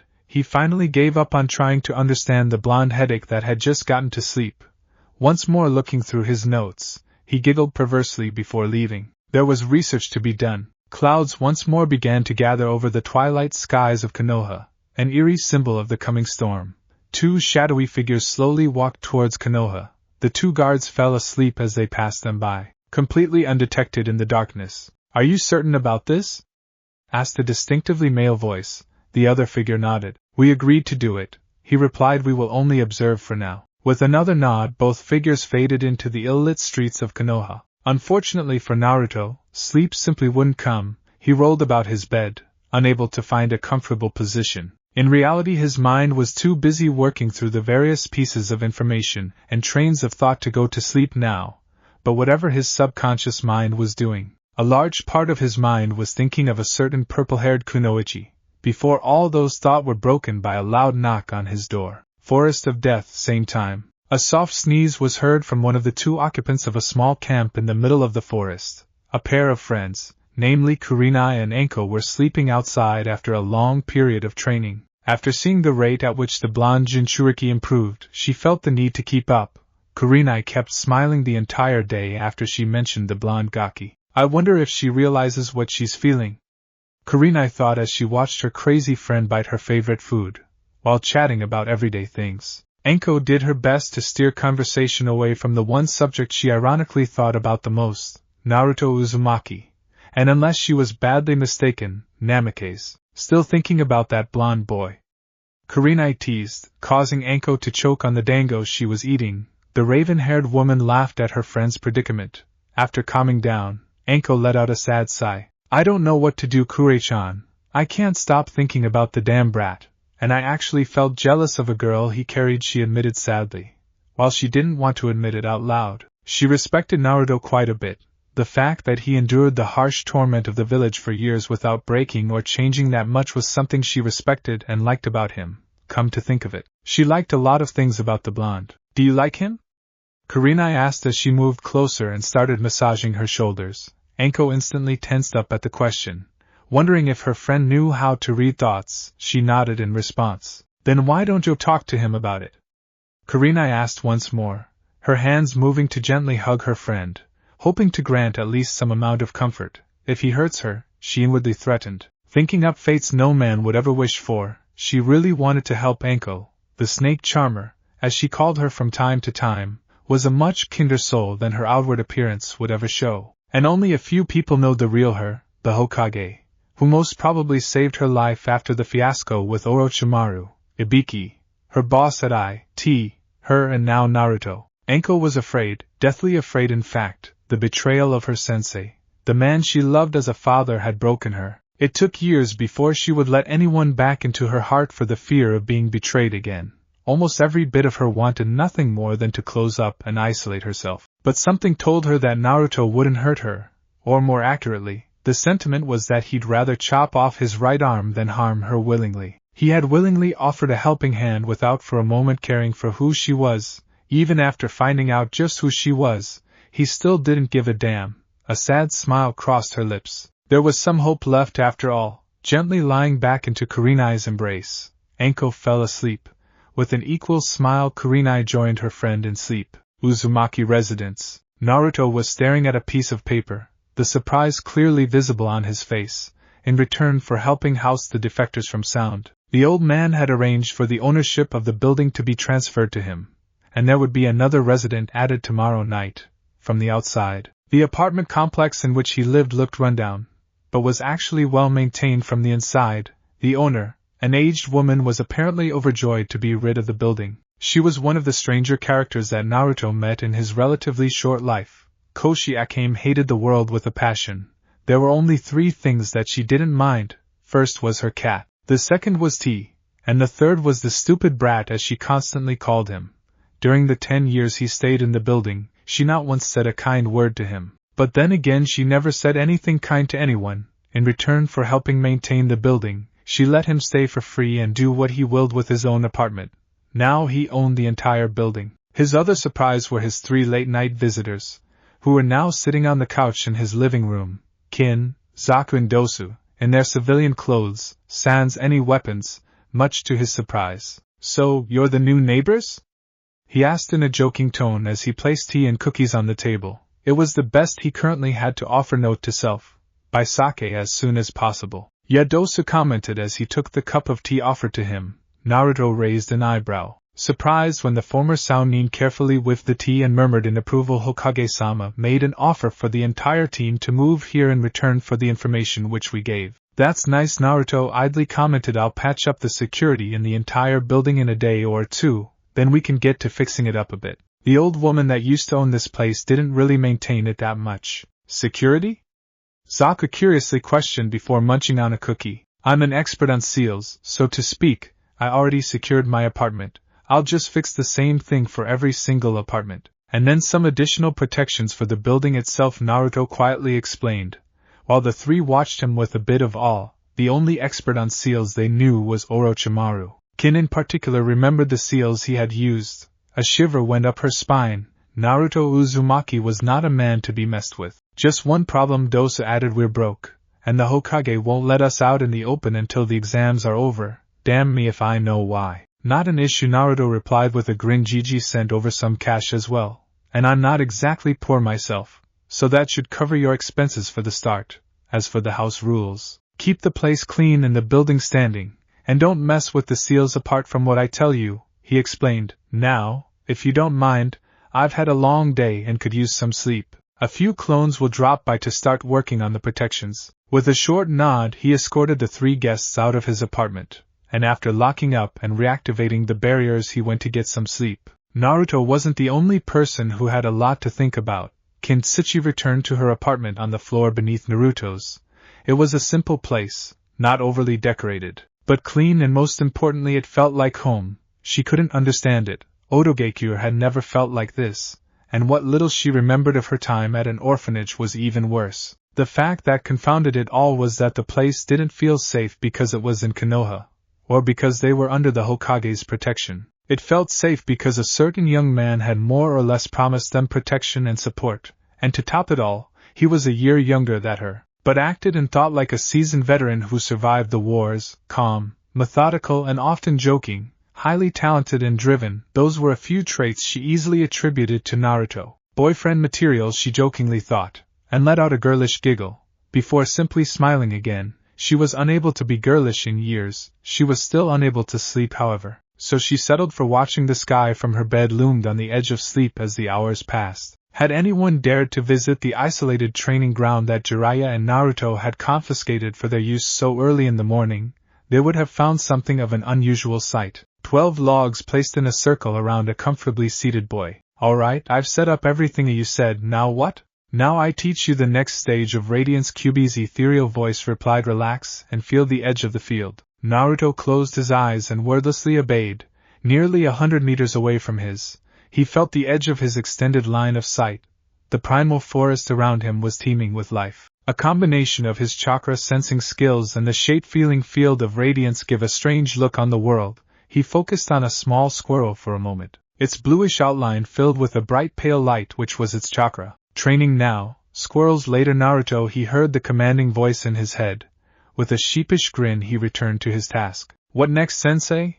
He asked. QB stayed quiet for a moment, slightly taken aback by the title in which Naruto addressed him. With a mental smile, he returned to teaching. Now, compress the field to 15 meters without reducing the amount of chakra you let out. With a nearly imperceptible nod, Naruto continued. He slowly reduced the size of the sphere around him. It was much harder than he expected, but the sphere was slowly reduced to a 15-meter orb. Open your eyes, Kit. QB said in an almost happy tone. Naruto did so, and the sight which he saw awed him. He had felt the buildup of chakra around him, but the sight that greeted him was majestic. Around him was a now clearly visible sphere of chakra, the world around him colored by the blue light that emanated from it. The light was distorted by the presence of so much energy. But that wasn't the most fascinating part. Naruto felt the space around him as a part of himself, an extension of his body as an awareness of the space around him, the likes of which he never felt before spread through his mind. Now comes the skill I've been planning to teach you today. Naruto grinned euphorically as the training started once again. 9 a.m. Training Hound number 23. The entirety of Team 10 had gathered to train once more under the watchful eye of Sarutobi Asuma. Both Chuji and Shikamaru decided that they didn't care if the other saw their skills, and that included Ino and Asuma as well. Asuma had been shocked to discover that the normally lazy Nara had actually trained on a daily basis since the end of the preliminaries. A small part of his mind wondered whether it had something to do with the boy's mother, who was a fearsome figure by any means. He shuddered at the memory when she threw him, along with Shikaku, Inoichi and Choza out for getting drunk in the house. Bringing himself back from a trip to memory lane, Asuma returned to training his 3 genin, 2 of which had actually reached the finals, and according to his father, 1 was already promoted to chunin. Now, all that remained was to make sure the 3 were strong enough to survive the invasion that was sure to come. Asuma-sensei, why are you pushing us so hard? Ino whined. I understand that we all have to improve, but still, she was instantly interrupted by a hand on her shoulder from Shikamaru. As troublesome as it is, we still have to improve as much as possible. You never know when you might need to use your skills, Ino, he kindly explained, trying hard not to reveal anything to his 2 teammates. He didn't like the deception, but his more logical side argued that it was a way of life that he had embraced. Ino sighed in annoyance and returned to her training, while Shikamaru sat down to start reading the copy of a scroll he made yesterday. Both his mother and father were proud that he started taking the ninja business seriously. However, it was the sobering reality of the situation that was coming that really forced the change. As much as he enjoyed lazing around and doing nothing, he would be damned if he let anything happen to his friends simply because he was too lazy to put in the effort. Nara Clan Shadow Techniques. He mentally read the title. 2000 hours. Isolated training ground outside Konoha. Jiraiya was grinning at his chosen student. He had opted to teach him an unusual jutsu today, one that went very well with his knowledge of seals. Minato Namikaze was famous for his 2 signature jutsu, the Hiraishin and the Rasengan. However, he also created 3 additional jutsu, which were only known to a handful of people, mostly consisting of Minato, Kushina, Sarutobi and himself. Chakra art, originally a joke made by Minato during a formal dinner in the Hokage Tower, was one such jutsu. He had made it expressly for the purpose of teasing his wife. A week after creating it, Minato accidentally discovered that the semi-solid forms of chakra the jutsu created could be used to make seals without any medium. The only constraints on the skill were the imagination and creativity of the user, along with the fact that the seals couldn't last long, thus making permanent seals impossible. However, chakra art was still brutally efficient at what it did, as a 20-man team from IWA found out when they walked into a trap array and were instantly annihilated. Like most of Minato's jutsu, it relied on chakra manipulation along with theoretical knowledge, making it almost impossible to copy by any means, and, not to his surprise, he was impressed by the speed at which Naruto learned the jutsu. What surprised him was the fact that Naruto managed to make nearly invisible seals by layering them on the Earth's surface. He'd been hard-pressed to dodge his seal attacks and spars ever since. A small array required only a small fraction of his mental capacity, and those small arrays were more than enough to keep him on edge. After analyzing the blonde's skills carefully, he came to a definite conclusion which he could present to the Hokage. While he could easily defeat Naruto in an open combat without even breaking a sweat, should he be given the time and knowledge to prepare properly, suffice to say that he really didn't like the odds. With the kunai he made, the sword, the radiance, his arsenal of simple, but highly versatile jutsu such as shadow clones, the Academy 3, underground fish projection, hidden mist and now chakra art, and a terrifying amount of talent in layering traps and making seals, Naruto was a tactical nightmare. If nothing, he could probably outlast anyone under Kage level if he played it carefully. The storage seals that were layered over his chest even kept an additional store of his own chakra, eliminating the need to rely on pills. He carefully picked up the exhausted body of his student and carried him back to the apartment. He would need his day of rest to continue training. He reasoned that he could use some sleep as well. Since his progress astounded him so far, maybe it was time to teach him something somewhat more destructive. If the shredded logs he found were any indication, his wind manipulation skills were improving at a good rate. Next morning, Konoha Hospital, Psychiatry Ward. Sakura Haruna was mildly peeved when she found out that both Naruto and Sasuke were getting a personal trainer. Said state quickly vanished when she was informed by Kakashi that she didn't get hers yet simply because there was some paperwork to be settled before they could start. She, however, didn't have the slightest idea just what kind of paperwork it was. Her future sensei was not as fortunate. Kabuto Yakushi had finally gotten used to being outside again. The feeling of the sun in your eyes was mildly unpleasant after spending the better part of 2 weeks in prison, for his own protection no less. He was quite amused by the results of said events. He had been assigned an ANBU bodyguard and sent back to the hospital to work. He could safely assume that Orochimaru had cut all ties with him. The moment he was captured, that much was certain, and he really didn't mind, as the enslavement seal was finally off, and to think, he'd get a new apartment. Not that he minded living with his adoptive father. He was a kind and caring man, and a medical genius, and to top it all, he was under orders to help train a prospective medical nin, which was something that intrigued him as a concept. Why did the Hokage put so much trust in him? He didn't know, but he wouldn't prove himself unworthy of it. Carefully walking through the wards until she finally reached the office she was looking for, Sakura was now mildly worried at what Kakashi arranged for her. She did want to learn medical ninjutsu, but what was she doing in Psych Ward? Casting her fears aside, she knocked on the door. Enter came a polite voice from within. Sakura opened the door. She recognized the smiling face. Kabuto?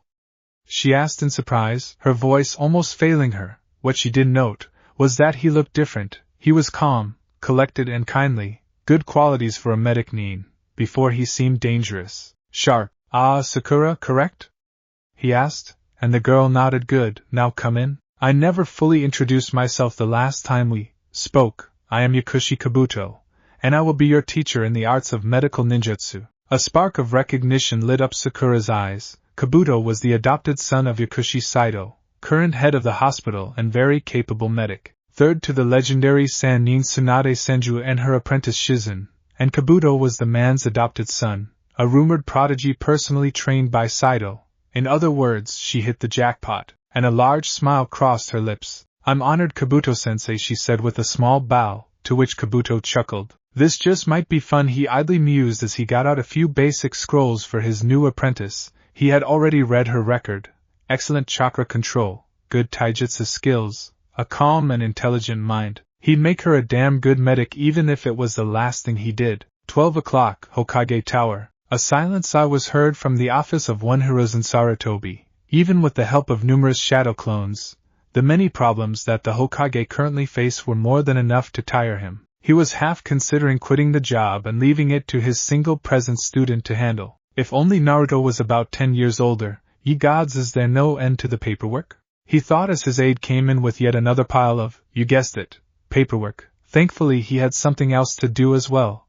The new security reports were something quite interesting for him, as a small group of ANBU had checked out the entire village and marked any weaknesses that they could find, while one Shikaka Nara made plans to improve the defenses. He almost laughed when he noticed just how many people were preparing for the invasion under the pretext that they were either simply training with their team or preparing for the finals of the exam. A large batch of sealed order scrolls had been prepared and placed within the safety of the ANBU headquarters vault, ready for the last few days before the finals. He expected that it was the time when Orochimaru would attack, and recent reports further proved that Suna would be joining in, as one of his spies confirmed a military buildup in Sunagakure. How little they knew into what they were coming.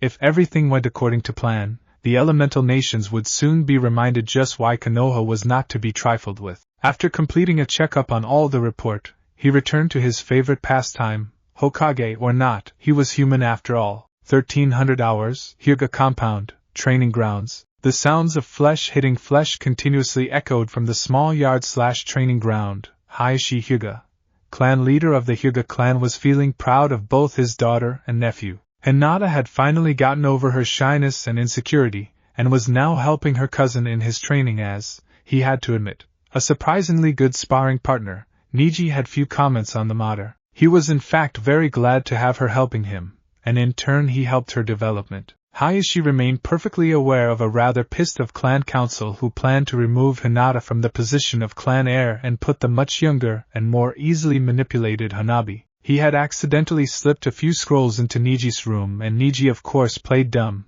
There wasn't time to play politics with war on the horizon. Same time, Aburaim clan hold. Very few people had the chance to see Shino during the last few days. The boy had immersed himself into training. Much like the others of his generation, he was adamant to win, or at least pass the first round of the finals, and his family proved more than willing to help. His many older cousins gladly provided willing sparring partners, and the addition of a third queen and hive to his body allowed access to even more of their clan's secret jutsu. One way or the other, he would be ready. 1400 hours, Uzumaki residence. Naruto was finally enjoying the day off. He and Jiraiya had agreed on the schedule. 2 days of intense training, and the third day for some RR. He spent the better part of the morning working alongside his clones and setting up a viable security system for the entire building, and he was proud of his work. He secured each of the 10 apartments in the building and added an overall system to the entire building. It still wasn't up to his father's level, but he was damn fast approaching. It would be damn near impossible to enter the building without being let in by those inside. Currently, he was having fun making gifts. Due to the overall mess during the past few weeks, he never got around making the gifts he promised himself he'd make for his friends. The gifts ranged from practical to funny, as appropriate. For Kakashi, he'd gotten a full set of autographed Ika books along with the newest not yet released book in limited edition, also autographed. He knew that the Cyclops would appreciate the effort. For the old Hokage, he bought a new pipe with a good supply of high-quality tobacco, a specific sort he knew the old man loved. It was one of the few vices and joys in the old man's life, and his old pipe was slowly breaking from what was probably decades of use. A few reinforcement seals, well hidden in the carvings on the handle of the pipe, made sure that it would last him till the end of his days.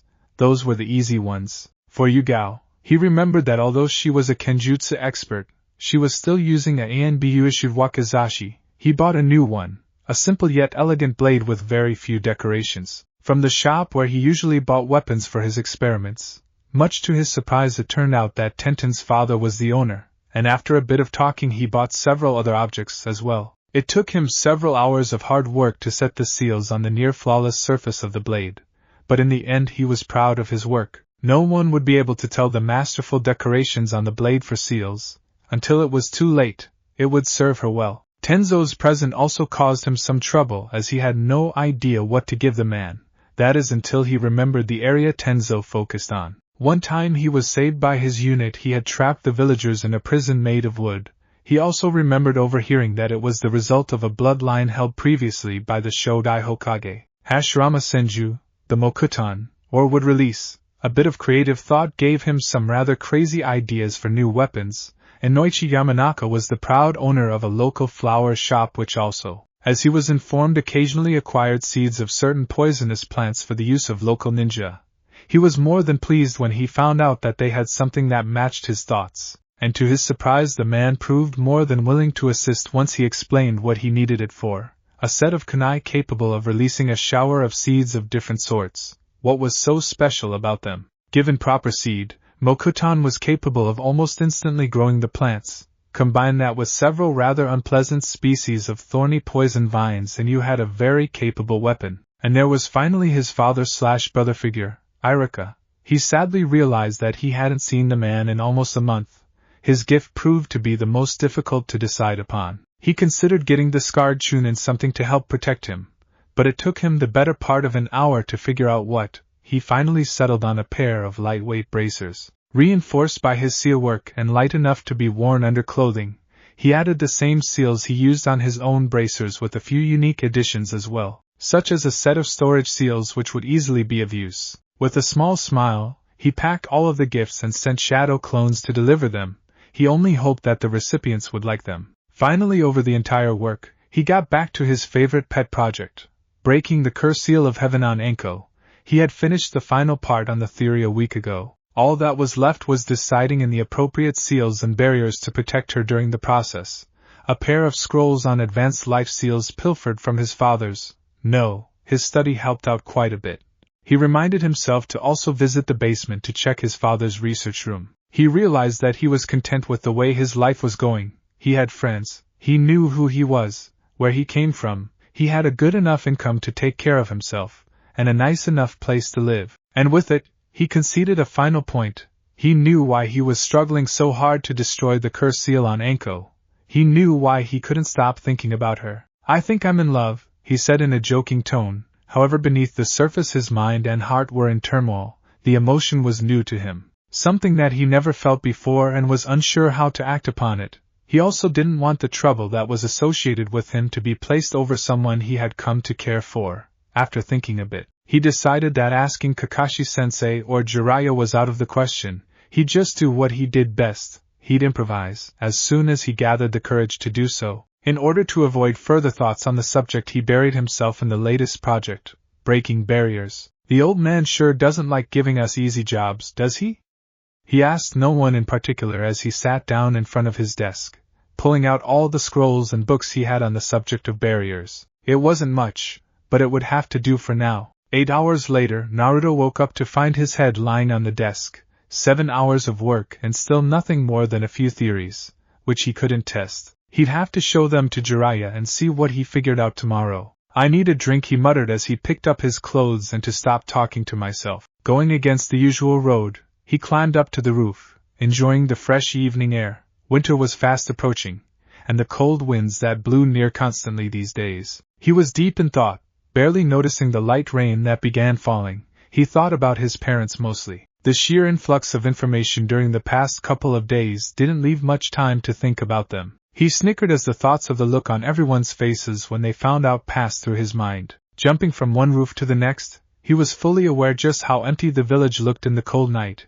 He couldn't help but feel a small pang in his heart, knowing that families sat together in their homes. He needed the company. Dropping down next to a place he remembered, he bought a few things and moved on to a certain building, vaguely aware of a presence following him well within his range but just out of sight. Anko was having a rotten day. It started well enough, waking up in the forest to a nice breakfast cooked up by Kurenai. Hell, Ibiki even gave her the day off. She was mostly on cloud 9 at that moment. Then everything went down from there. First off, the curse seal acted up, sending waves of pain through her body and mind, followed by the visions of her friends dying, her getting raped, unable to do anything about it. She was shaken up to say the least. Her entire body was shivering as the visions replayed themselves in her mind. It was never this bad before, and she did her best to drag herself over to her home, only to find that someone broke into it while she was gone, breaking and burning her things, ruining the walls by cutting them. The images once more danced in front of her. Whoever the bastard was had found her hidden stash where she kept the few things that were truly important to her, among them a small ring that belonged to her mother. She didn't really remember her parents all that well. They both died on a mission when she was 2. But the simple silver band was the only thing of them she had left, and someone had the nerve to steal it. Once she saw it gone, she broke down. Anko, a hardened kunoichi with years of experience behind her, was broken by that act. The ring was one of the few things that helped her keep her sanity at least somewhat intact. She hated it. She hated being weak, breaking down like this, crying. She promised herself that she would never cry again after she recovered from what Orochimaru did to her. She had lost all semblance of the life she had to his betrayal. It took her many years to even partially recover, until now. Naruto's senses picked up that something was wrong long before he reached the building. His mind isolated the image of Anko sitting in a corner of her room, crying. Blood left his face when he saw what had happened to the rest of her apartment. In one moment he felt nothing, only for that to be replaced with rage. Someone had hurt his friend. He felt a trickle of red chakra entering his own at speed that he didn't know he had. He moved over to the door of Anko's apartment, trying his best to calm himself down for her. It wouldn't do any good if he was mad in front of her. He took one last look at the small gift he brought over. The sake might do her some good. He walked in without the usual silence, making his presence known to the girl. No reaction. "Hey Anko," he said in a soft voice. Still no reaction. He walked over to her and crouched, putting a hand on her shoulder. He saw it, and it hurt him. The sad look in her eyes, which were red from crying. The near silent sobs coming from her mouth. The shivers, both from the state she was in and from the cold air coming through the broken windows. The reaction was instantaneous and surprising. Well, at least to him. She jumped from her position and hugged him, burying her crying face into his chest. Unsure of what to do, he returned the hug, hoping to grant some comfort to Anko, and was glad to see that it worked. He snaked his hand out of his coat and wrapped it around her, trying to keep her warm. They stayed like that for the better part of an hour, Anko finally crying herself to sleep. He gently lifted her, carrying her off bridal style while summoning a team of 5 clones. "Find the bastards that did this. Take whatever you find on them that could belong to her and bring it back to my place." The 5 clones nodded and started searching. He wasn't going to report this yet, or to leave it to anyone else. As crazy as it seemed, he felt very protective of Anko right now, and heaven help the damn fools that did this when the clones found them. After a quick thought, he summoned another 3 clones and sent them to Ibiki, Sarutobi and Kurenai. It would do Anko good to awaken surrounded by friends. With a soft smile at the sleeping girl he carried, he moved back to his home as fast as he could. "I'll protect you, I promise." The 5 clones quickly spread out as they detected 3 separate unknown scents in the apartment. 3 groups quickly tracked down the scents, converging on a small bar, where 3 chunin were currently getting drunk. As the group converged, all of them smiled. It looked like Ibiki Marino was going to have a lot of fun after they roughened them up a bit.